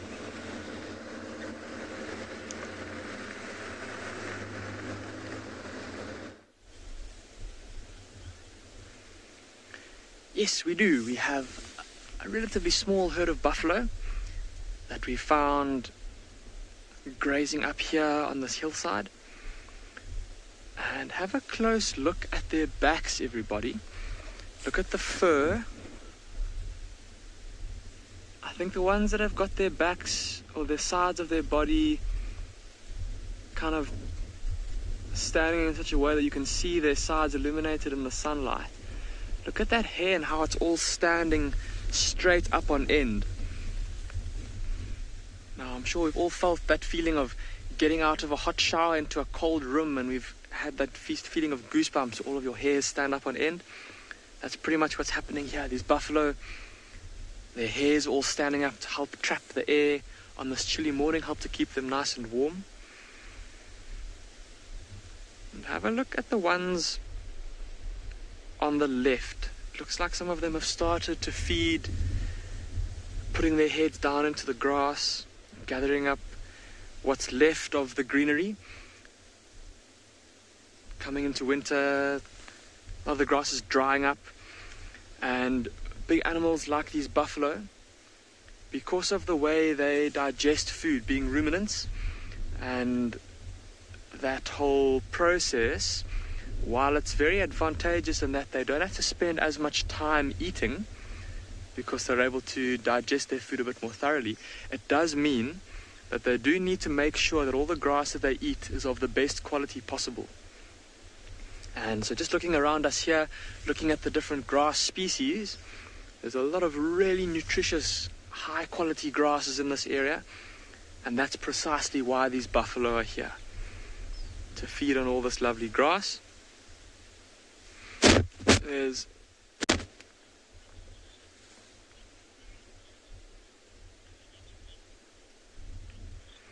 Waikisha, you're saying these are very large buffalo, especially considering that they just eat grass. Waikisha, they are very large, and I suppose, yeah, it is quite strange to think that animals get so big by eating nothing but vegetation. But think about things like hippos and rhinos and elephants, and of course these buffalo. All of those animals are herbivorous, and it's actually the vegetation that helps them to get that big. There's a constant or relatively constant supply of it. For a predator, obviously securing food is much more difficult. So for a lion to get lots of food, it's much more difficult than it is for a buffalo to get food. One of the reasons why, on land at least, the predators don't get as big as herbivores. But here's one of the little grass species that's growing in the area, and this is one of those very nutritious species. So have a look here. This is obviously now dead, but when this would have been fresh in summer, there would have been lots of little seeds, little round balls growing on all these little offshoots here from the main stem. and that's one of the easy ways to tell that this is one of the panicum species of grass. This particular one being Panicum maximum, or white buffalo grass. Very apt that we should have buffalo feeding on white buffalo grass.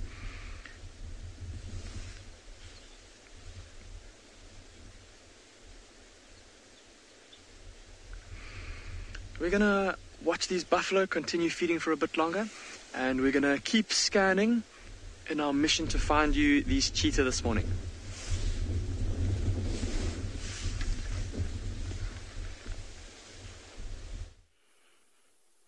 So Mom is officially done with the Jacob carcass. She licks her paws clean. She'll probably wipe her face with them afterwards. A few go-away birds whining about the fact that there are some spotted cats here. You know, just the usual Wednesday morning here at Pridelands.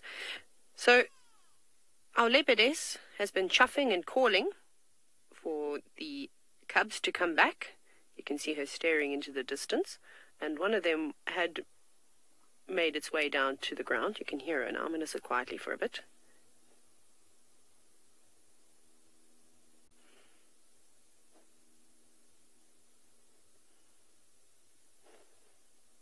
Here they come. Right, just off to the right. One of the cubs is, I don't know if it's the same one, but it's just sort of somewhere here. Sorry, I'm trying to see if I'm pointing at the right thing. It was just moving through the grass. It was very difficult to tell. I'm not sure if that's the one that's... Oh, there we go. Can you see it? There they are. Yay! Both of them are alive. The other one is just to the left. So you've got both of them in frame. Hello, naughty little cubs. Where have you been? And why have you been giving us an absolute heart attack? So they're responding to Mum. But look how cautious they're also being. Just running off to the left. They're going quite quickly now. They're very excited to meet up with Mum. Hopefully we'll have a nice view. They're still going. You can just sort of see the grass moving, but slinking nice and low as to not sort of show themselves too much. Oh, they're so small. Off they go. Here we go. Happily reunited with Mum. Hello, Mum. And I'm sure she is also relieved. Yes, and I'm sure everybody that is watching is probably relieved too, because we were a little bit stressed. But I think we must just remember that there is one cub that has the tendency to venture off. And I think that that's going to be the case all the time. You always have one that doesn't listen. Okay, Mum is now moving back towards the carcass. But I don't think that there's much left. We'll see now. So the carcass was just over there. I'm sure the little cubs will go and maybe munch on it. Yes, that's exactly what they're doing. It's probably going to be difficult for us to see, though, because they're not super tall. It's hard to see them over the top of the grass. Racing off. There they go. Ah, amazing. Well, definitely need to do some repositioning to find where the leopards are going. But let's, fingers crossed, that they go to the dam and have a nice drink.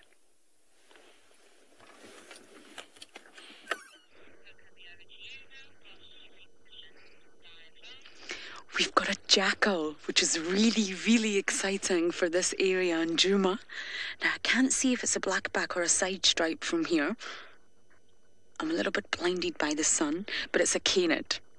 It's in the Canidae family with 34 species currently. Looks very dog-like from here, dog and wolf-like. In the same family as the African wild dog and the Ethiopian wolf. I think it's possible.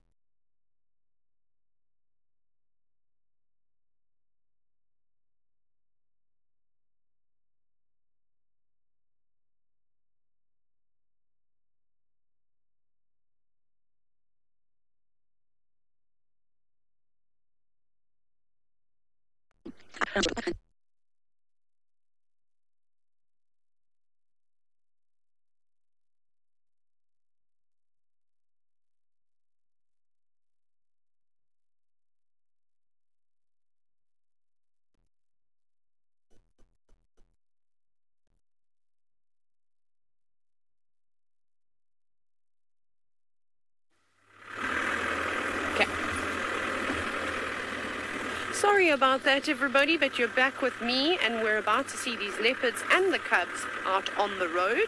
So get ready to take those screenshots, hashtag Wild Earth, all the things, pretty please.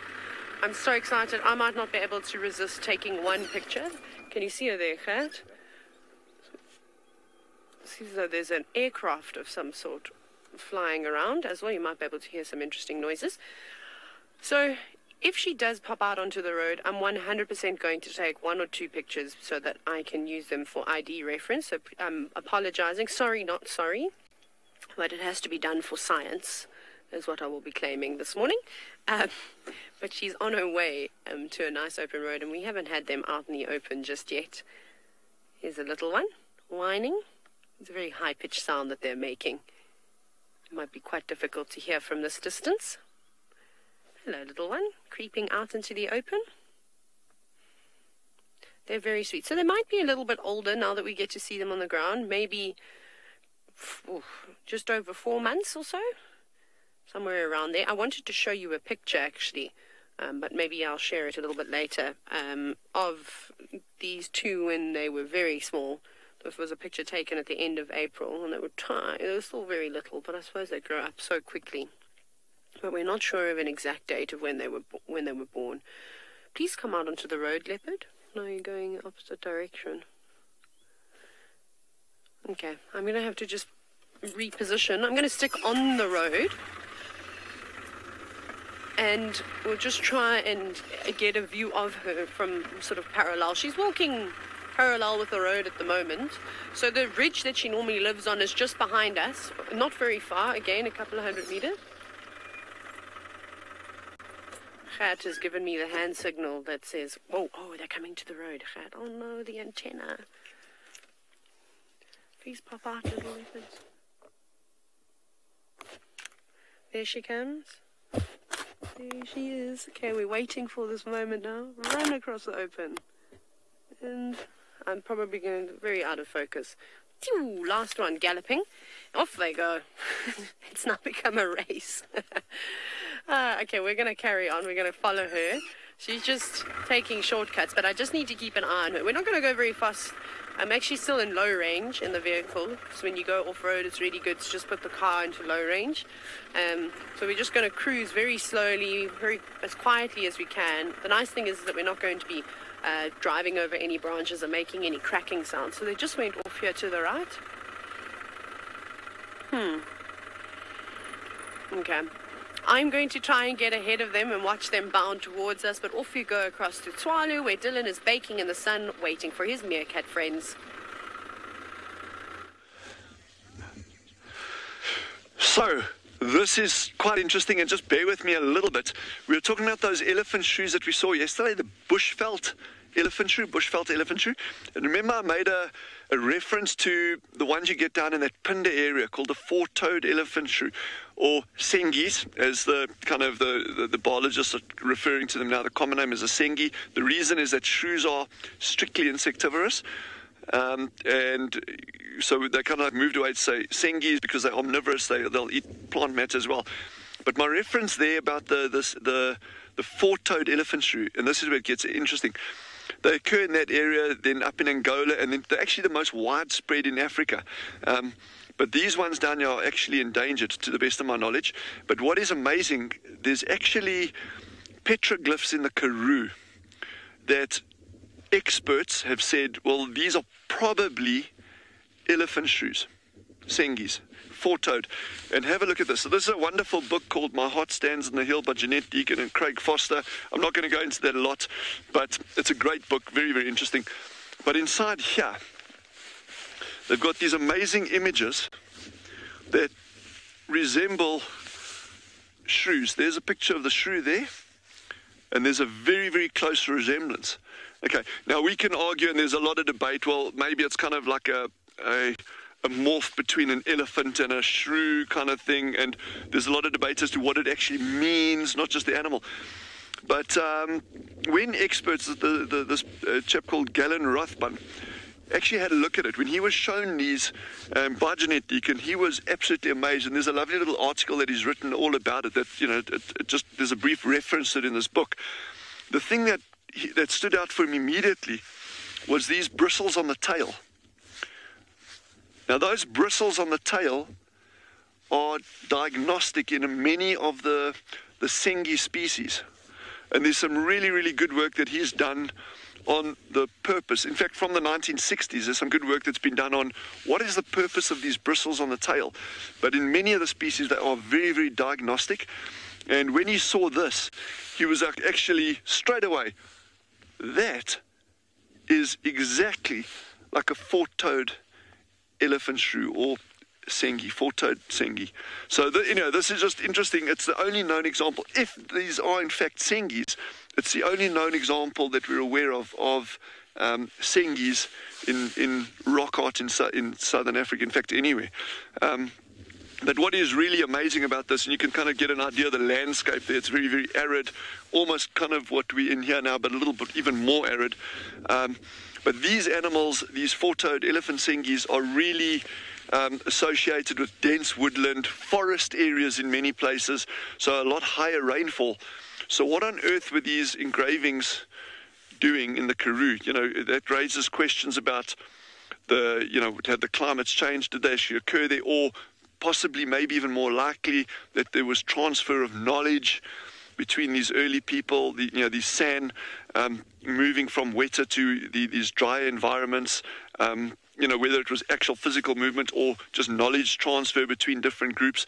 And then, well, if these are in fact engravings of Sengis, well, why did they do it? What was the significance of these animals to them? Now, those ones that get a lot larger, these four-toed elephant shrews that you get down in Pinde, get a lot larger than ours. These get to like 200 grams, thereabouts, whereas ours are like 50, 60, 70, 80 grams. So ours are a lot smaller, the one that we saw yesterday. But anyway, I'm like rambling on here, but the point that I'm making is that we know so little about the cultural significance of so many species, and very often it's like well detailed. Well, the significance of eland as a huge food item, a lot of fat, very, very important, common on the landscape, can feed a lot of people. But when you start going down into these smaller species, it becomes absolutely fascinating, and particularly when you start seeing them depicted in rock art, whether it's engravings or paintings. And over the coming days, maybe weeks, Jean-Andre and I have got something really, really cool we want to share with you, but I'm going to keep that under wraps a little bit. I'll give you a hint. It's going to entail a little bit of walking and PT on our part, but we'll get it right, and hopefully it'll be something that you'll really enjoy, and it'll be really, really exciting. So but I can't give you any more than that. I don't want to spoil it, so just yet. But they've just popped out. They just started sunning themselves again, just popped out. So we're just going to spend a little bit more time here. And so in the meantime, enjoy the rest of your safari, and we'll see you again shortly.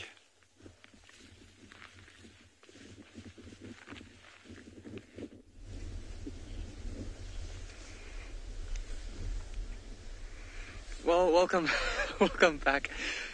We did have the herd of buffalo still in front of us right here, but literally as you came to us, something spooked them, and they've run up the hillside off to the right. So I'm going to try and reposition once more, just so we can try and catch a glimpse of them as they move off. Now, the wind is blowing across like this, straight into our faces,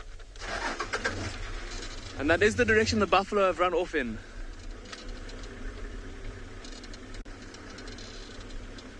And no, they have completely disappeared. They're not flying out. Running off up into the hill there. I was just going to say that they're moving as they are, moving into the wind, making sure that they can smell any signs of potential danger up ahead of them. Quite typical behavior for buffaloes. And this reminds me of this whole little incident reminds me of quite a fun little story. It happened a couple of months ago.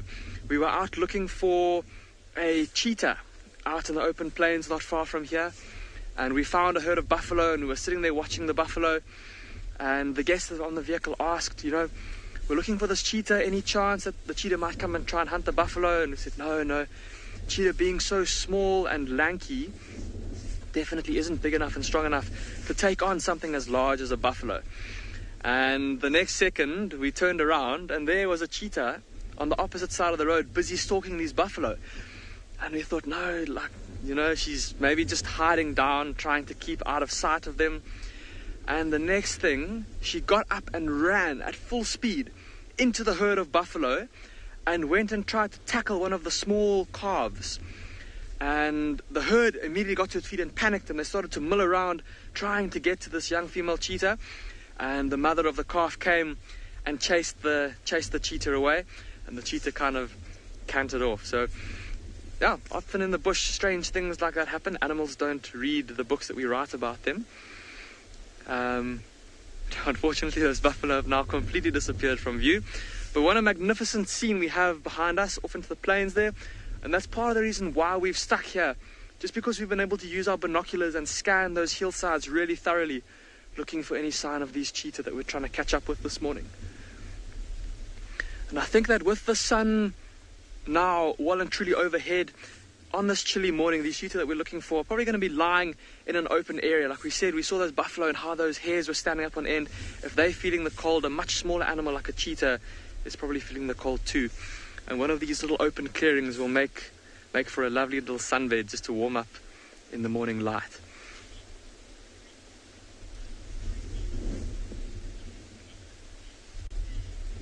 So, and you're saying always surprising what animals do when they're hungry. Absolutely, I couldn't agree with you more. And I think one of the other things that maybe factored into that little incident was that the female cheetah was quite a young cheetah.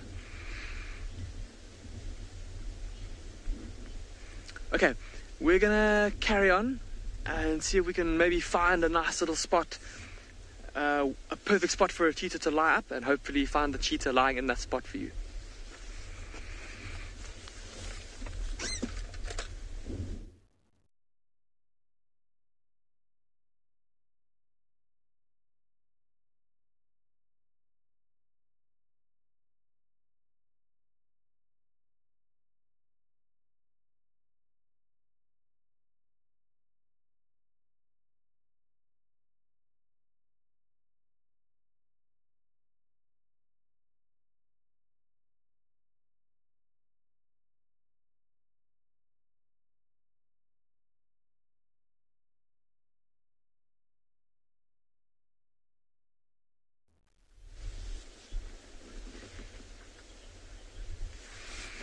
Hello everyone. Apparently the audio is not so good with the meerkats and Dylan over at Tswalu. We apologize for that. Obviously being out here in the bush, can never completely control what will happen in terms of technological things and signal and stuff like that. So we're gonna, as I said, we're gonna carry on searching for any sign of those cheetah. I've also just, while using my binoculars to scan into the distance, I've spotted a large group of giraffe. So I think let's head in that direction and see if we can get a little bit closer to them.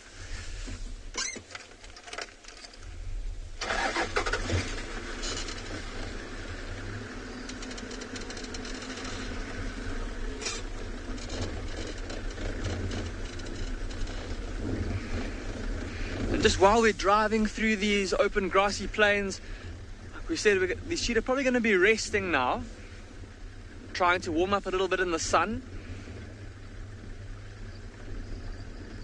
And because they, as we've spoken about frequently, they're kind of the smallest of the large predators, the weakest of the big cats, if you will, very vulnerable to attack by things like lions and leopards.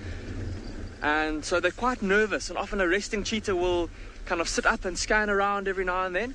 And that's what I'm hoping for, is maybe coming past one of these little clearings, and just as we drive past, maybe it pops its head up and looks around. So keeping a careful lookout for that.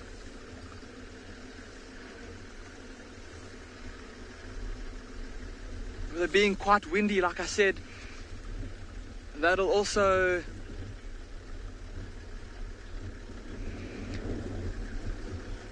with it being quite windy, they might also be quite additionally extra nervous. So a couple of you asking if there's any specific times of day when cheetah will be most active in terms of their hunting. Like with lions and leopards, they tend to do most of their hunting in the evenings or at night. There is. So with cheetah, as I mentioned, they're kind of at the bottom of the food chain among the large carnivores. And so often they'll hunt at times when other large carnivores won't. So during the middle of the day, for example, maybe a mother with small cubs, she'll frequently hunt during the heat of the day when lions, leopards, hyenas are not likely to trouble her. Two big males like the ones that we're looking for, there's a bit of a less chance of them getting dispossessed of their kills, and they may be a bit more kind of confident, the two of them together, and they'll often hunt in the evenings or early in the morning. But just like those, like the female with youngsters that I spoke about, they too will hunt during the middle of the day as well. We've often noticed as well this time of year, with it being so chilly, that they'll hunt in the middle of the day when it's a little bit warmer.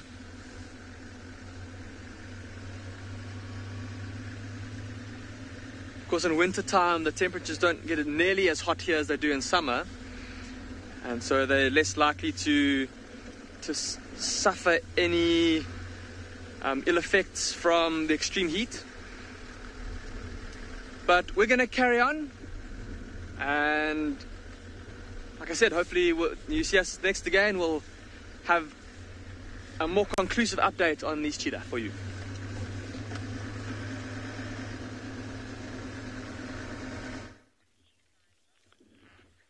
Yeah, apologies, we just had a little glitch on our link, our communications from our side. So what happened, these meerkats, that alpha female that's got the pup sheep came out, stood around, but the wind was a little bit nippy, the sun wasn't too high yet, and a second one popped out, and then they both went back down the burrows for the past 10-15 minutes, and they've just started reappearing again now. But the ones right at the back there are just kind of like still keeping a low profile, trying to stay out the wind. It's still, even now as we're standing here, it's still considerably cooler than it was yesterday at the same time. But now I think they're out for good. I don't think they'll go back down the burrows again.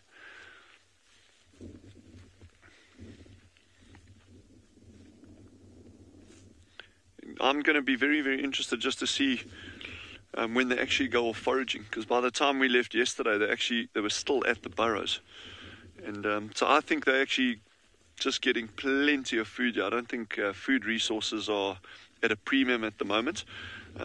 And relating to back to one of the questions that we had earlier, in terms of this time of the year for meerkats to have pups, it really is food dependent. You know, these little animals have got the ability to have pups at any time of the year.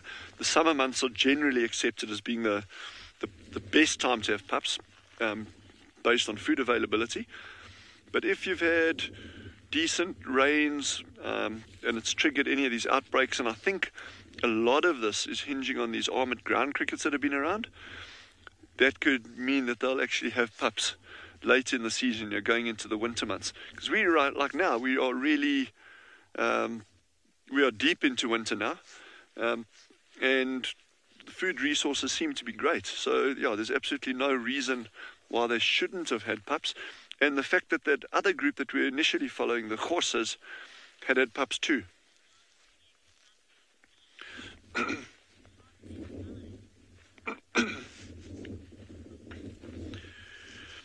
Yeah, apologies, I didn't get the name there, but the question was, what is the largest meerkat family that I have seen?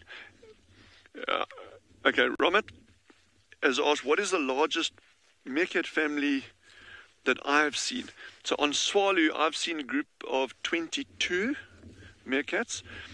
On another property or in the area, and it's probably about 70 kilometers away from Tswalu, I've seen groups of over 40 meerkats. So that is really, those group sizes are very, very closely linked to habitat quality in terms of food availability.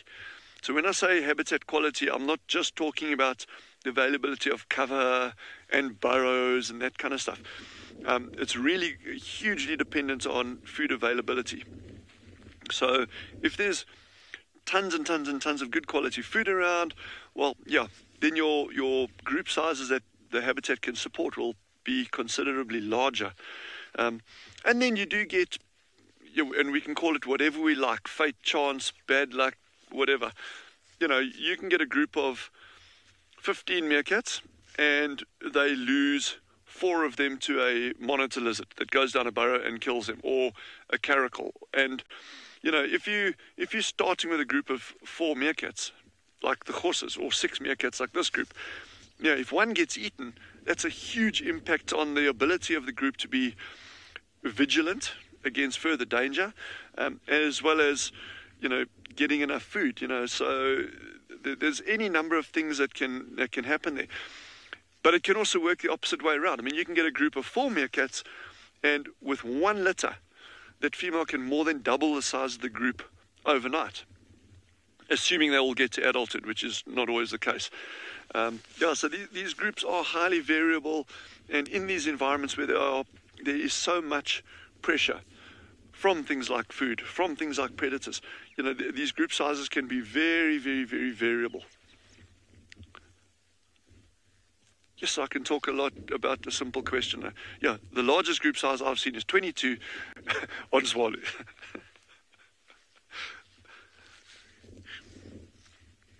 But yes, I'm just loving this backlight. Loving this backlight. So it highlights that hair. And you can see that hair is all standing on end now.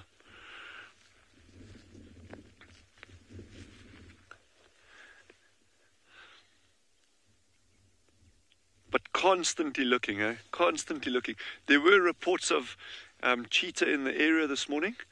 Veronique, our meerkat habituator, she actually called them in and said there are cheetah around. They're not too close here, they're probably about 2-3 kilometers from where we are now. But you never know. Have legs, will travel. So they could even rock up in this area. So we're just kind of keeping our eyes open. This meerkat burrow is beautifully located. It gives us a really good 360-degree view, a long way in any direction.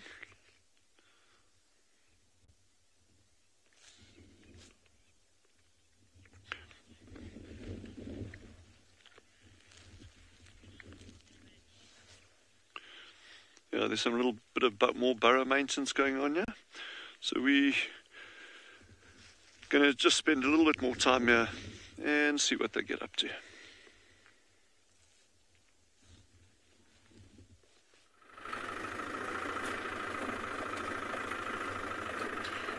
We are definitely warmed up now, although we've had adrenaline pumping through our veins all morning, so it hasn't been too chilly. So unfortunately the leopard and the 2 cubs gave us the slip. They were on their way towards Leopard Dam, but then they turned around and went back, and I can't figure out where they've gone. So they probably just sat down maybe underneath the shrub in the long grass, waiting to go and have a drink of water, maybe a little bit later. So we're going to leave them and let them do their thing, and maybe we'll be lucky enough to relocate in them this afternoon. But I'm sure Mom will be in search of something to eat again. It's going to be quite tough for her to keep her 2 cubs firstly entertained and full. So yeah, so we'll just have a little scratch around here. I'm thinking we'll probably just poke our nose in down towards Leopard Dam, which is literally just here. And then we can see what we can find. Haven't seen or really heard any elephants today. Surprising. But maybe we'll need to go down towards the east, or actually around the eco training camp, and see if the elephants are going to come for a drink. I know, Eric. Yes, it is bizarre that I haven't showed you an elephant, but don't worry. It'll happen. It will definitely happen. But right now, look at what's... I'm just going to stop here, and we'll just listen. But, so we're at Leopard Dam, so we're really not far away from where the leopard had its kill. I think if we're like 300 meters away from the dam, I mean from the knobthorn tree, that's maybe even pushing it. So just in the water, you can see there's a fair amount of green forming on top. This is not great. This is blue-green algae that is sort of, I suppose, polluting the water of Leopard Dam, and I'm wondering if this is why we're not seeing as many animals coming to drink here. This causes serious toxins in the water and can result in poisoning of the animals, and there is quite a few animals that die of the blue-green algae poisoning. I've forgotten the name of a leopard, but there was a leopard in the Sabi Sand that ended up dying from it after autopsy results showed this. But it's all settling in the middle now. It was pushed up to the northern side of the dam, but that was because of the wind that we had a few days ago. It all blew it over there. But now it's starting to spread in and pretty much cover the whole width of Leopard Dam. Oh. Yes, Megan, it does. Blue-green algae can kill a whole bunch of different life forms. So it isn't really nice. I'm a bit sad to see that it is forming on top of this, of the water. Anyways, I think that's why the elephants haven't been spending too much time here. They enjoy nice, clean water. And if it is available, they definitely will drink the cleanest.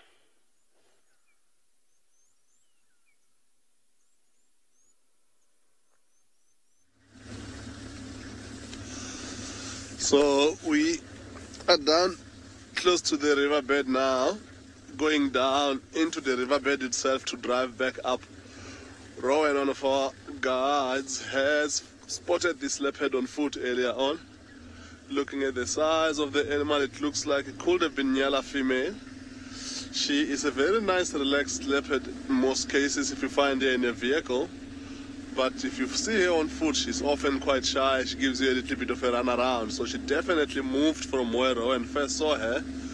And now Rowan is up in a bank walking around to see if he can pick up more tracks. I'm checking down in the river to see if we can pick up any new tracks of her crossing over.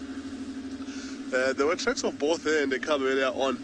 So we also just checking as well to see if she hasn't been successful or maybe there's a carcass in the area. So in the meantime, we haven't seen anything much in the riverbed. She could be just hiding in this thick, dense riverine area that we are on. Like we all know how great is the camouflage of a leopard.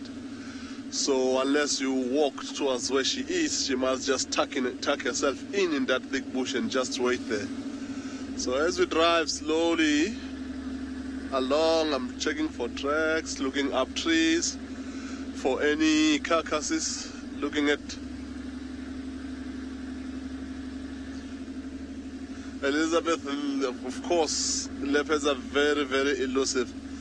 Right now, we hoping hard that we'll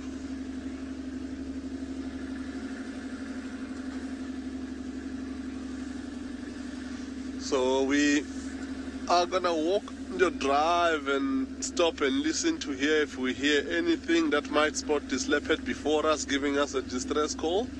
Some squirrel up in trees, anything or tracks on the ground, and see if you can find anything down here. We have come to a place that smells of powerful algae, and that is the Tswalu Dam, where there are two resident fish eagles. One is sitting atop the tree. That is the juvenile, I think. Can't actually see properly. No, it's not. It's one of the adults. And there's an adult just below that, also in the same tree. And they've just given a magnificent fish eagle call that has echoed throughout the little valley that we're sitting in here.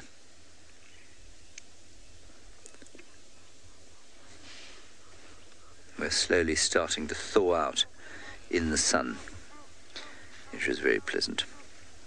I imagine where Barney is in the Timbavati River, he's probably still pretty chilly.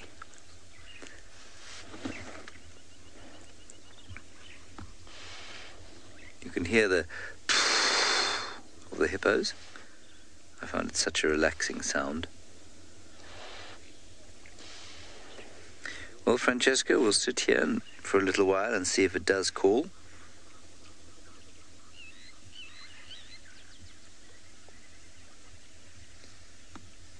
Here are a couple of Egyptian gooses having a go at each other.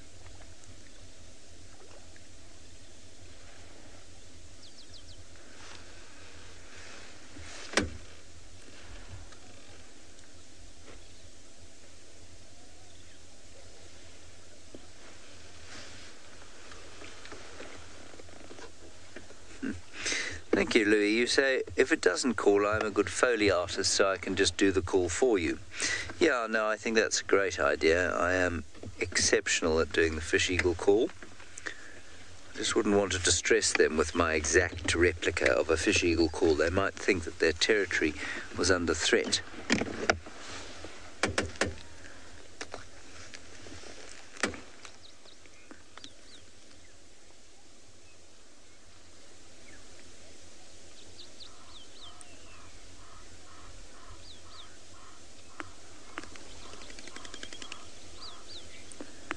So far, not a great enthusiasm for calling.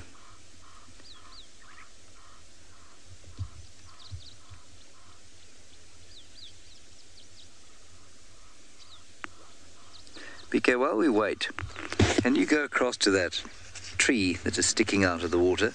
The tree that at one stage during the drought, if you can believe it, I walked across to climb upon. Now, I am not blessed of a divine disposition, so I didn't walk across the water. It was entirely dry all the way to that tree. It's almost inconceivable. Now on that tree there are some swallows, some tiny little swallows. The very top there's a little swallow. You'll have to zoom in as far as you can. There we are. And one on the top. And swallows in the winter are quite fun because, well, they're not very common. Or some species are not very common, some species are entirely absent. Now this is a very tiny swallow, and it's got a slightly rufous head, and it's living in a small flock. And so what we'll do is identify it for you. Actually for me as well, just as much as for you.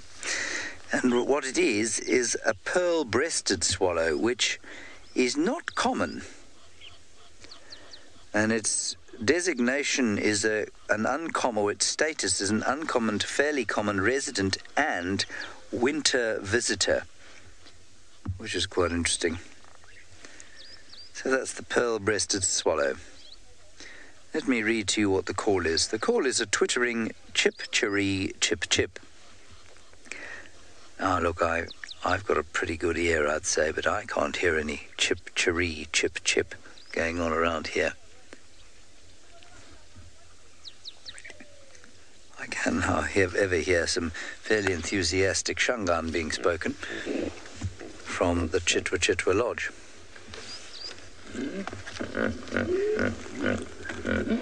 Oh, good, Amber. You said it's a new bird for you. I suspect it might be a new bird for a couple of people who are watching.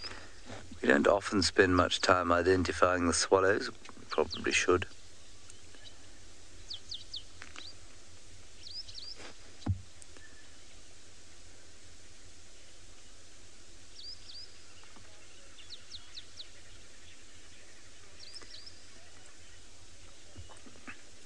I believe Taylor has left her magnificent leopard, and she's now found something else.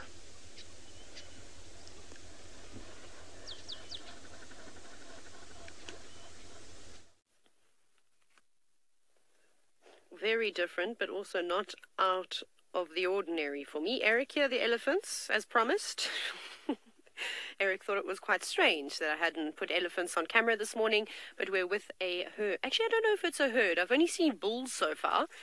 You can hear lots of branches breaking, but the bulk of them are coming out of the thicket now. And again, we're not very far from a leopard dam. We are just a few hundred meters east of the area. A lot of these look like bulls, although there's one with a very square, sharp head back in there. Perhaps that's a female. And they're just taking their time to come on out. But it's been quite a pleasant morning here on Pridelands. So relaxing. And I hope we get to have a great interactive elephant sighting. That would be the cherry on top for me. No, that's not a female, that is a bull, by the looks of it. just an older bull. Maybe we just got a bachelor herd here. We've been seeing so many of the bulls, and again, it's also something that's not uncommon to see, is to see big groups of elephants traveling together. They seem to have favorite places that they go to. Watering holes being, I think, the most the most frequented area. But at Pridelands, we're spoiled. We get to see big breeding herds, which is great, and then we get to see all the boys hanging around together. You know, in some places, like in the Sabi Sand, I didn't see too many bachelor herds. When I was working down in the southern section of the Sabi Sand, then yes, then I saw actually some really awesome sightings with really big elephant bulls, like 10 or 20 enormous bulls. In the Kruger National Park, you typically see it as well. And then there's a fairly large fella just coming out to the right now. And then Pridelands is great for a varied amount of sightings. And I think it's important that we know where the bulls are and what they're up to. It must be quite daunting for them once they leave the herd to try and figure out where they're going to find food and water for themselves, because they always used to, well, they typically rely on the matriarch or the older elephants in the breeding herd to have all this information, you know, all this knowledge stored. And then when they move off and go in different directions and start exploring, they've got to do all that thinking for themselves. So I think that's also why they enjoy spending time with older bulls or the younger bulls, so that they can learn and maybe obtain some knowledge, steal some little secrets to life and how to make it as a bull elephant in Africa. They're moving right towards us, so I like that gap through the marula trees. Very pretty. Yeah, they're all feeding in this direction. It does just look like bulls at the moment, so it's actually quite a few of them. It must be about 20 elephant bulls. No kumo, no really big ellies though, all fairly young, all feeding with one another. We've also learned some important lessons on elephant males and their sort of ecological role. I know that there were some mistakes that were made a couple of years ago with introducing young elephant bulls into reserves and them coming into must when they shouldn't have, and it resulting in elephant bulls wanting to pretty much mate with anything and everything. The females were not taking to them and obviously completely resisted them. And then, so you may have remembered the stories about the elephants killing the rhinos because they were trying to mount them. That's exactly what was happening. But luckily that was rectified by introducing some big bulls, big elephant bulls, to teach all the youngsters a lesson, and that they can earn their place within the ecosystem.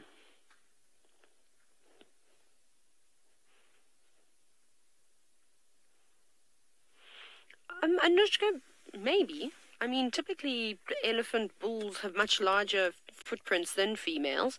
And the other thing that you could just look at is it a track on its own, or is there a whole bunch of other tracks? And if there's lots of tracks and they're calves, you know, you could maybe, or little small footprints, you could maybe try and pinpoint it that way. But then you also get some really large elephant cows. So if you saw one single track on its own going down the road, your guess of saying that it's a bull would probably be correct. But again, not always the case. So maybe just keep something like that in mind. I don't know if there's an exact way. Perhaps if you did the measurements to see how tall it was would help you. But again, it's difficult because of size. Well, we might see where these elephants go, or maybe we'll go off and try to find some more ellies.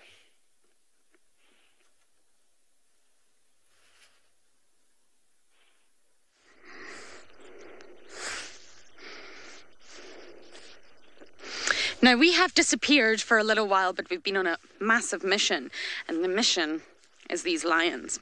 We have piping hot, fresh tracks of 2 male lions, and we have been following them all the way into Simbambili. We've just passed the Pungwe, and I think we're about to hit the Manguleti. That's how far we've came. The Nkuhumas and the Avokas are here. I think, now again, it's just a think, that this is Mohawk and Blondie all the way. There's 2 sets and they so fresh they go all the way up here. So I think we heard that the Nkuhumas, our main lion pride, were on elephant plains yesterday. There was lots of buffalo here, there was lots of zebra, and I think they may have came this way in a more easterly direction. And what I'm guessing has happened here is that this is the Avoca male lions following them. So they will have heard them contact calling, and purely through vocalizations, which can travel up to about 7 kilometers. I just stalled the car. 7 kilometers on a good day, and on a cold day it's going to travel even further. I think they've been vocalizing with one another, and this is the Avocas on their way to meet the Nkuhumas. And some of you, wow, you'll see there's a gate in front of us. This is not something you normally see on Djuma. The 2 males have walked right along the gate, and we've been following them for such a long time now. There's their tracks there. So we're just going to keep going for now. You never know. Hopefully we'll find them. And even if we don't find them on time, maybe we'll at least be able to know where they are for the afternoon. I haven't seen the Nkuhumas in a very long time.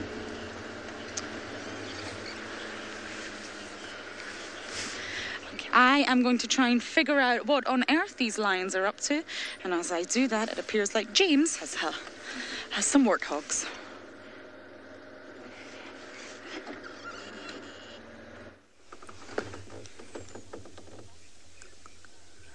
Here are some pigs. A sounder of pigs. Looks like 2 sows and their babies. 2 sows and 1, 2, 3, 4, 5, 6 youngsters, which are not so young anymore. They're just about through their first winter. Well, they're in the middle of their first winter, I suppose. They haven't got their tusks yet, but they've still got those rather shiny bits of white fur where their tusks will be eventually.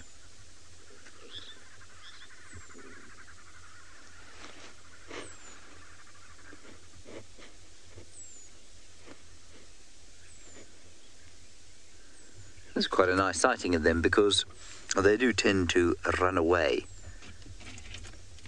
rather than stand and be observed by us. Even though we've got a lot of warthog bottoms in the air,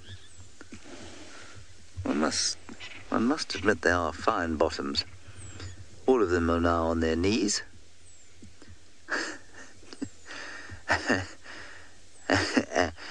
And if I was one who took things personally, I might think that they were telling me something. When I arrived, they were all looking at me, but now they have turned and showed their bottoms to me. I hope that isn't some sort of warthog sign of contempt.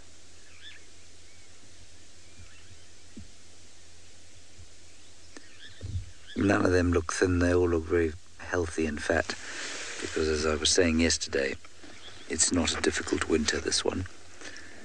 It's not particularly cold, there's lots of water around, and the good rains have left lots of food.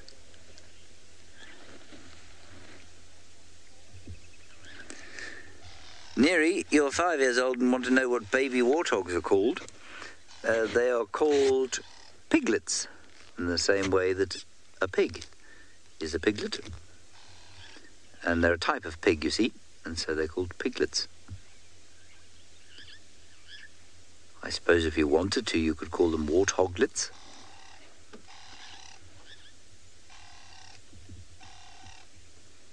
So those are 2 sows.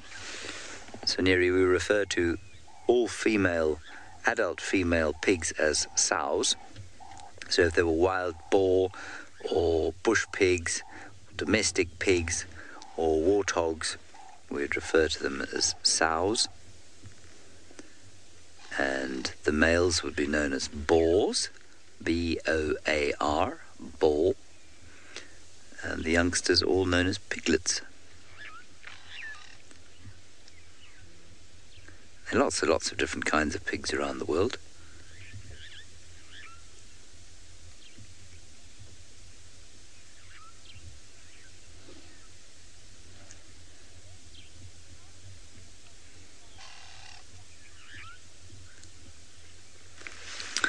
Beverly, Warthog Society is run much in the same way that this sort of Scandinavian democracies work. It's a semi-socialist society where taxes are very high, but education, medical care and that sort of thing is all paid for by the government, and there's a social net, for those who come across hard times and that sort of thing. So, that's generally how Warthog Society is run. Unlike the hyenas, which obviously have a much more autocratic system. Obviously, I'm talking nonsense. There is no taxation in the warthog world at all. In actual fact, what you're seeing here is a classic kind of social situation for warthogs. It's normally 1 or 2 adult females and their related offspring of up to a year old. So these chaps here, I didn't manage to sex the youngsters, will disperse slowly if they're boars. The females might stay with mum for a bit longer, and that's the kind of situation. So, and as with a lot of male mammals, the young males will go off in a little bachelor herd to start with, and then when they get big enough, they'll become more and more independent and live on their own, or in a very small, I would say, temporary group. It won't necessarily be a permanent group. But this is the classic arrangement of females and youngsters. And lots of mammals have a very similar variation on this, with a couple of closely related females and their related offspring. Elephants, lions, kudu, nyala to a certain extent.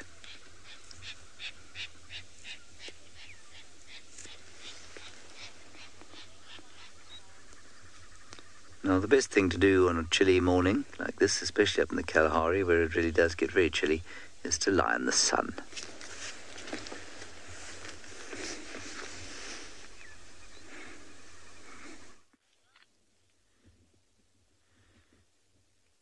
So these little meerkats have been doing quite a bit of burrow maintenance over the past couple of minutes. There's been a lot of digging going on. It's warming up nicely now. Eric asked us earlier about armored ground crickets, and we have looked everywhere. We haven't been able to find any, so I don't know if there's actually any around at the moment with this cool weather, but yeah, we'll keep looking, see if we can find some for you.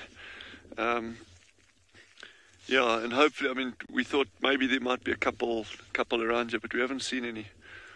But anyway, we'll keep looking for those. Yes, it's a beautiful morning out here.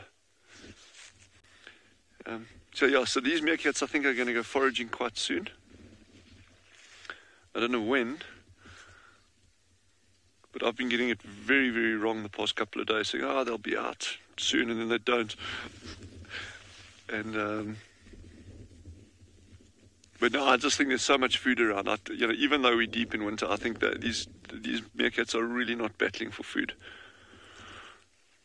So I think there's no pressure. We've actually seen them in really like drought years, where they wake up and they sun themselves for like 4 or 5 minutes, literally, and then they off, and it's like constant digging, looking for food. And so that's in a time like that.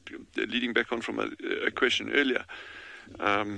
Of about the group sizes, and also why would they be having pups at this time of year. It is really resource driven, so I think I'm optimistic and I'm really hopeful, again barring something like a badger rocking up and gobbling up these pups and that, but with the amount of food around, I'm fairly optimistic that this is going to be a successful litter.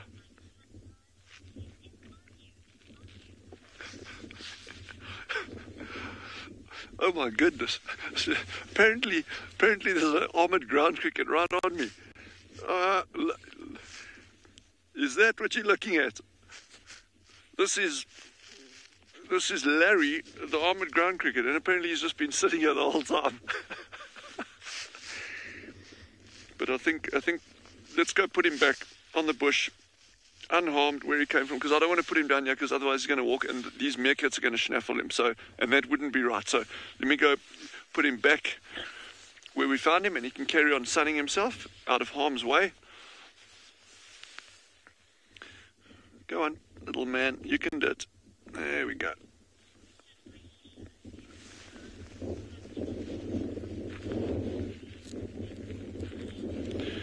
Ayesha has just asked if these little almond ground crickets have any sort of acidic spray or spray for defense. And they actually do. And they spray it out of the back of the thorax, just at the rear end of the thorax, between the thorax and the abdomen. They'll spray it out there, and there's this really gooey yellow liquid. And animals eat it with like really long teeth. We actually saw a meerkat, was it yesterday, day before? Yesterday. Eating one, and you could actually see that yellow juice coming out. I don't think it tastes very good. I haven't tried it myself, but I'd imagine it doesn't taste good. I've seen hornbills and a number of other species as well. When they catch an almond ground cricket, they'll actually try and knock it against a branch quite a bit, and then you just get these like yellow jets of this liquid popping out there. It's quite gross to watch, but the birds do that, and then they'll eat the almond ground cricket afterwards. So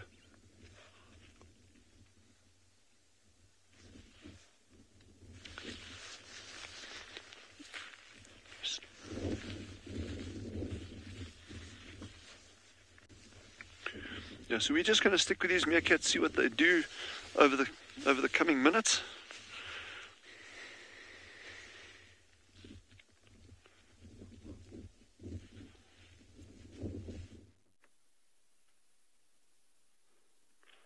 We are still watching the elephants.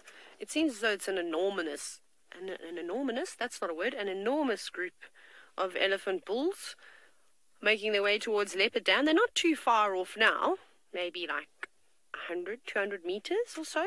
Well, at least the first elephant, then we're watching its bottom disappear. Oh, it's just, there's a kudu that actually just ran in front of it. Okay, let's carry on forward. Well, we got another one. What is that? Gert has spotted something, but I'm not sure what he's seen. Ah! It's the kudu. You can just see its horns and its very big ears. There were two bulls that we passed, but I'm sure that they'll just scamper off as the elephants move on through, because they are moving with purpose to drink. So we shall go and watch them. We'll just carry on along and beat them. There were a whole lot of elephants on the other side of the drainage line coming in this direction, so I don't know how many there are. I think there's definitely more than 20 elephant bulls, which was exciting. Okay, so we're just going to pick up the pace just a little bit, just while we haven't got anybody to look at. Still keeping my eye out, because that leopard could be at the dam already.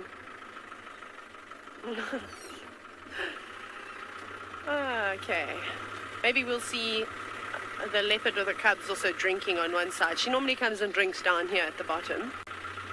Can't see anything yet, but we'll just approach nice and slowly so we do not startle her.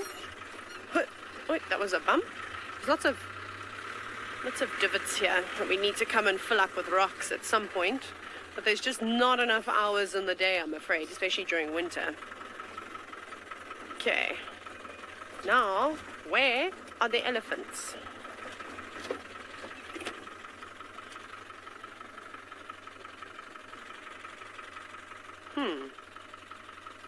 Okay, I'm going to stop here and I'm going to listen, because the elephants, like I said, that one that we'd seen was not very far, literally just over here. But taking another shortcut, I think that they wanted to drink on the other side of the dam. We'll wait here patiently, but off you go to Phinda to have a look at all the wonderful animals they have.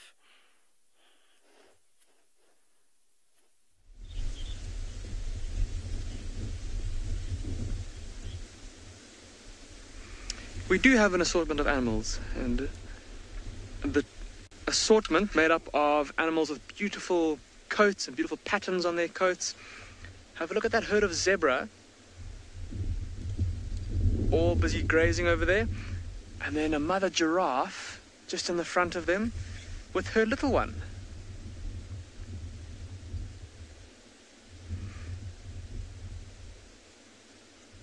just moving through the scrub there. So see how that little baby giraffe is sticking close to its mother, following in her footsteps.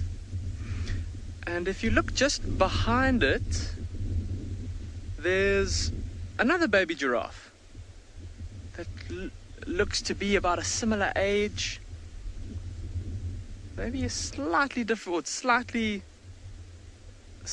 bigger than the first one. And the initial thought would surely be that this is twins. Now, while there have been recorded cases of giraffes having twins, that is not the case in this instance, because if we pan to the left of the mother and her youngster, you'll see that there's a lot more giraffe up on the hillside. And what has happened here is that these two little giraffes of about the same age, they formed kind of a creche. So the two mothers have brought their youngsters together, and the little ones together, obviously same age, move around and play together, chase each other around. And it seems like this mother has been left to watch over the two of them while the rest of the group carries on feeding. But they're all kind of heading in the same direction, so I'm sure that this little one will be reunited with its mother soon. And often little giraffes like this will stay together for a couple of months in their little creche.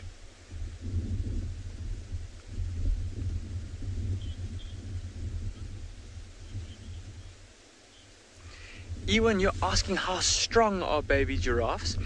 Ewan, when they are born, in terms of strength, I'm not 100% sure what you mean. In terms of their actual body strength, when they're born, I suppose the way that they're born makes them pretty strong. So many animals or many ruminants like cows and different kinds of antelope, when they give birth, they will be lying down or quite close to the ground.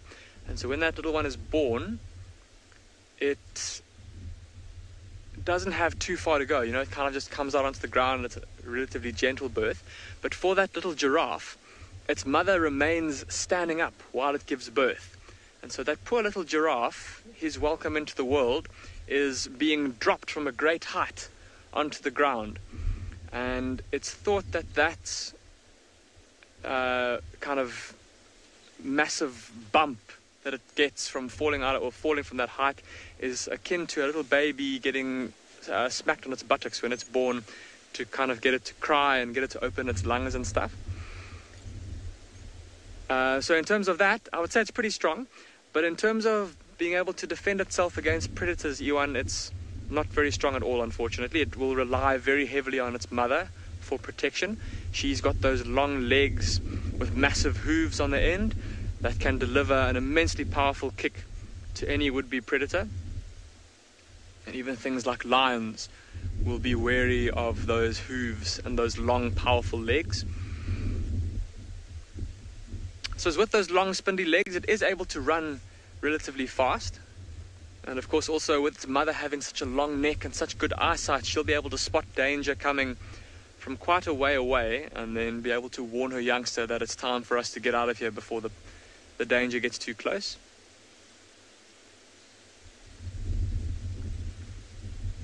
See, our zebra herd has been joined by even more zebra. There's now an enormous herd of them.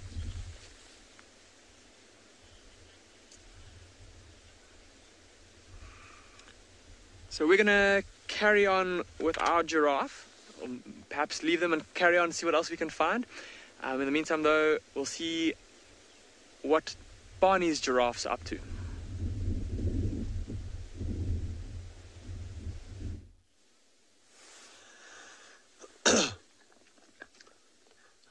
Look at how beautiful is his face, with all those lumps in his face. That's all calcium deposits. This looks like he's quite an average size male. He's still gonna grow a bit. Oh, look at how inquisitive he is, staring right at us. You can see how long his eyelashes are as he's staring at us like that. Looks like he's listening a bit. He's in quite a nice dense vegetation where you can be able to hear things nicely without being disturbed by the wind. See how he's changing his ears, moving them individually, pointing in different directions at a time. Looks like he's just done a 360 of listening around, just making sure he is familiar with what's happening around him.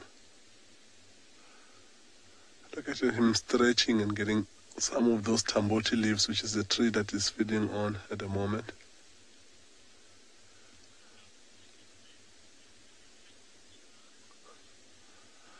Elizabeth is really a handsome guy. Look at how he's stretching nicely to reach to the top of the leaves to avoid competition. Doesn't want to feed lower where the females are going to feed if they are to come, because they can't reach where he's feeding right now.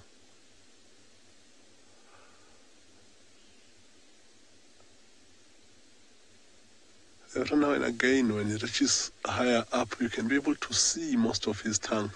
It's amazing how nice and black that tongue is.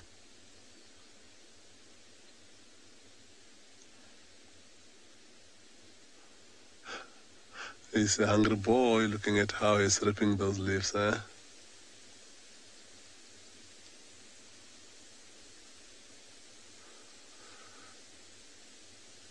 So a tamboti tree is quite a tree that not so many animals will feed on for quite a long time because of the milky latex that is on the leaves. But this boy has been feeding on this tree for quite a while.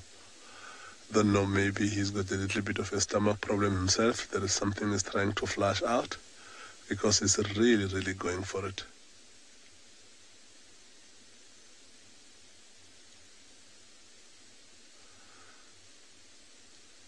It looks like he's also enjoying this nice warm sun.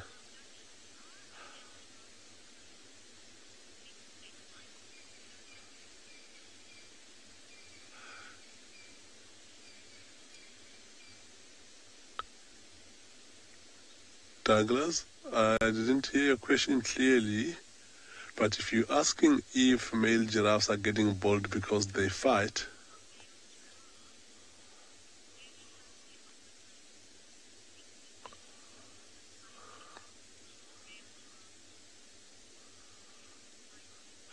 yes, Douglas, you're 100% right. Yeah, the ossicles get bold on top because that's where they hit each other when they fight. And slowly but surely over the time, the hair that's supposed to be at the top, like females have, get rubbed off from that fighting.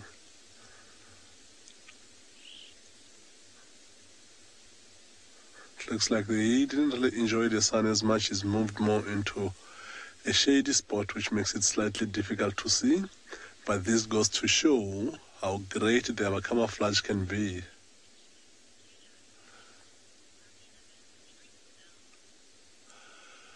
So camouflage doesn't only work for small mammals. You see, this is a big mammal, right?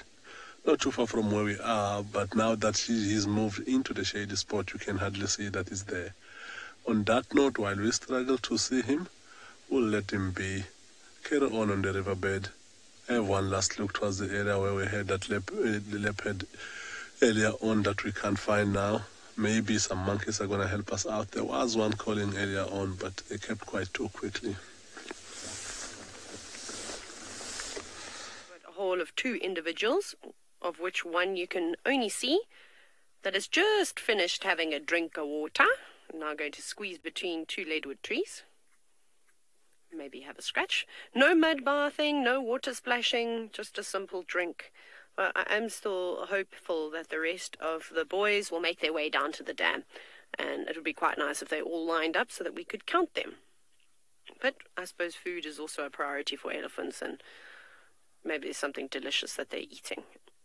But there's still young bulls just here. Now you can see that blue-green algae forming quite heavily on the surface. It's spread out, and it actually concentrates today in the the northeastern corner of the dam. Sure, the other day we came here and most of the dam was just completely green, but I'm glad to see that it has subsided slightly. And I don't know if the elephants enjoy this water so much, because what happens is that it actually affects the liver of the animals, the poisoning. But I don't think that it's in typically very high numbers right now, so perhaps they're still okay. But it'll be interesting to see. You know what else I've seen? I don't know if you can see them, but just on the corner closest to us, there's a whole bunch of blue waxbills. Can you see them? There you go, on that little shrub there. There were quite a few of them. No, where did they go? They're still sitting there. Go down a bit to where you were, on that shrub.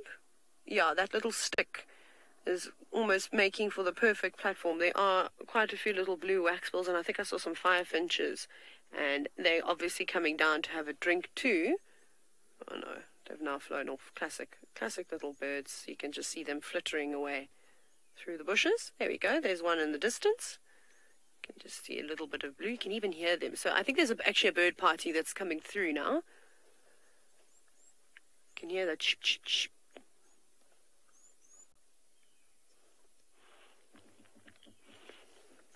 Sarafia, I actually don't know what would happen, what the conservation policy is in this particular area about blue-green algae, but I know that they did try to do something about it in the Kruger National Park at one point. They were at one particular dam. They had a lot of poisonings sort of happening, and they suspected it to be because of the number of hippos that were in that particular dam, obviously contributing to the putrid water with all the urine and feces. I mean, hippos are quite gross in that sense. I'm not actually sure. I think it's obviously too soon to panic, and we'll just have a look. It's not particularly bad, but it is starting to build up. But also having this blue-green algae is normal. I mean, it's been around forever. It's also thought to have been one of the first green living plants on this earth. So it's not a new thing, and it's not a new problem. It definitely does arise every now and then, but normally I think it's controlled. So I suppose we'll just sort of see and wait. I haven't seen it forming at Ndlovu Dam, the dam near camp, but maybe that's because there's so much activity and the water's constantly being churned up.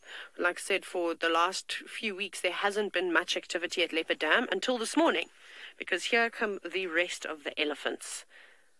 Well, at least another 3 on their way. Oh, no, they're coming in now. So you can see if there are any cows, but I don't think so. I think it's just elephant bulls of varying ages. You can sort of see here come the teenagers on their way in. And some of the bigger bulls come through first, all slowly picking their spots. A nice tall elephant bull making his way in with 2 much smaller elephants in tow.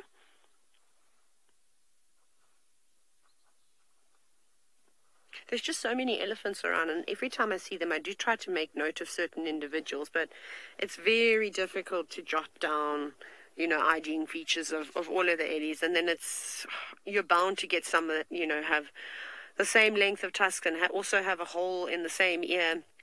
Well, I'd like to figure out who's hanging around with who. We know that Kumo has 2 young buddies. Well, I don't know if he is as entertained by them as those 2 bulls are by him. We saw him at camp, obviously, yesterday afternoon, and he had his friends with him. But he doesn't really interact with them very much. He spends much of his time on his own. There you go, one of the taller bulls being quite bossy and pushing another one out of the way.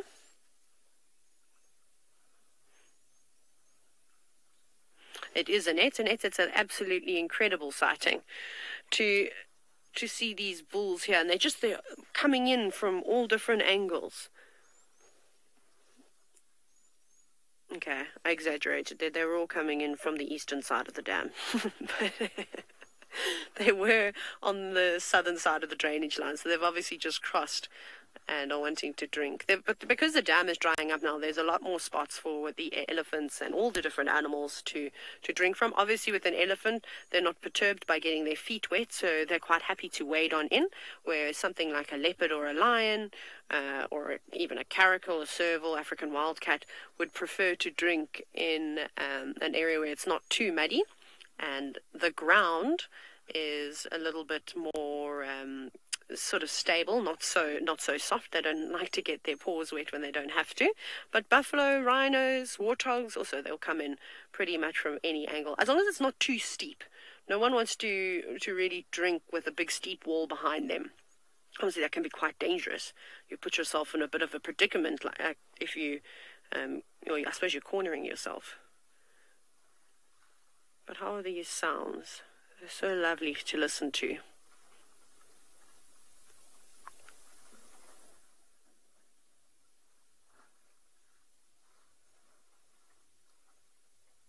Gert, can you see the waxbills now?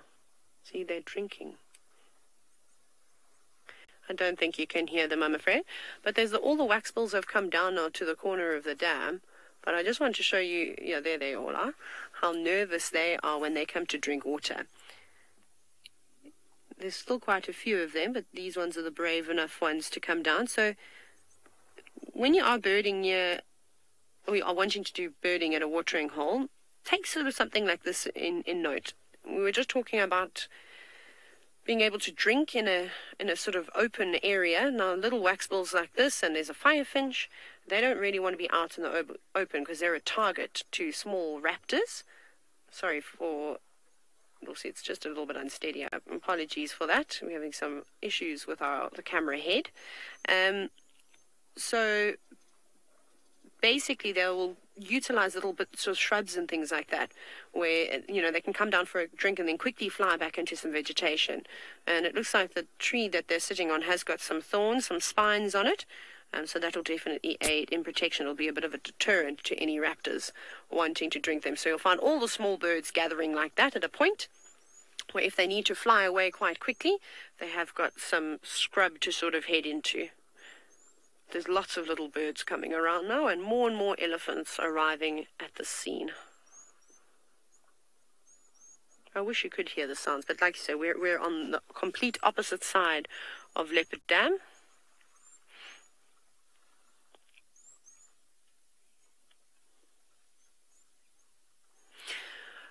Richard, maybe in small amounts this algae would be useful, but give some kind of nutrients to the animals, but I don't think so. Blue-green algae is not particularly great.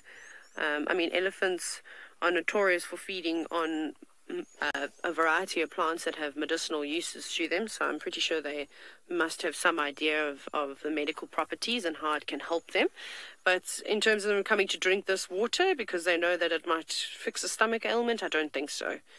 It's been weird. There's been very little activity around this dam. The last sort of decent elephant sighting I had here was when we had Ezulwini, the mighty tusker, and he came down here. And then we pretty much pass Leopard Dam every single day, just because wherever there's water, there's going to be life and animals. Some days not so much, but it's a good point to check. There's been a few zebra coming down to drink, an impala, but not this much action, unless we just keep missing it. We're not sitting at this dam 24/7, so that could also be a possibility. But no, it doesn't do too good. I also don't know how much fish life is in here. I would imagine having a healthy fish population could control things like algae building up, because there are a fair few species that will feed on it. But if it completely covers the surface of the water, it's going to be huge drama. It also doesn't allow any light to reach beneath the surface of the water.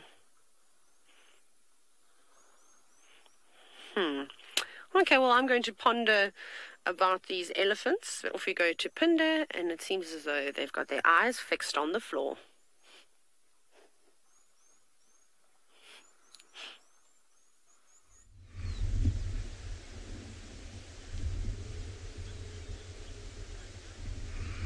So we've been driving around the open plains here, checking all of the prominent kind of open sandy patches, termite mounds, different places where these cheetah might be resting, trying to soak up some sunlight.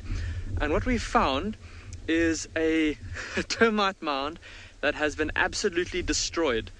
Now, Marcel showed you that little track in the ground there, and have a look at how it's 3 long toes, And at the front of each toe, there's a bit of an indent of a nail. And that track is from an aardvark. And that is the culprit of all of this destruction over here.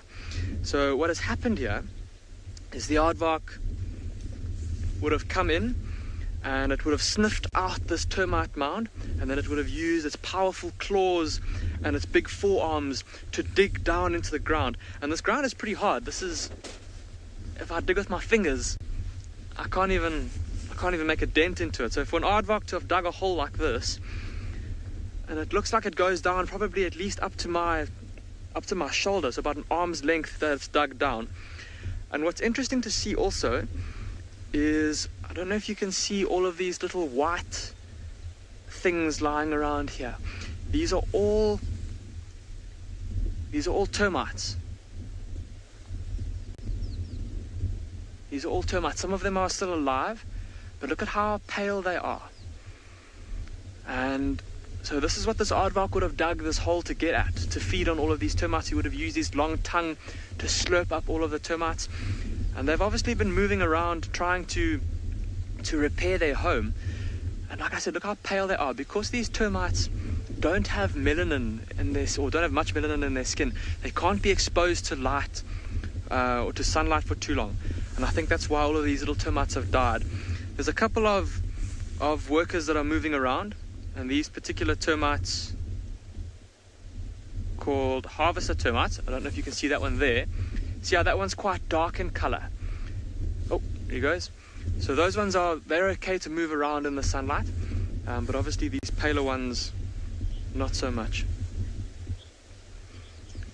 Leaping lizard, you say this looks like a feast. For an aardvark, absolutely. It looked like it did have a good meal here. And I'm just amazed by the depth of this hole. If I try and put my arm in here,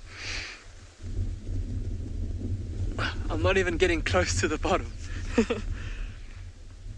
And interesting to see these little flattened parts. Where it sat. Yeah, amazing. So no cheetah this morning, but still a very cool little sight. Very interesting. Wild Earth relies on support from viewers like you to carry on broadcasting our daily live shows. A small donation goes a long way in helping us on our mission to connect the world with nature. Please visit our support page to see how you can help and become part of the Wild Earth family.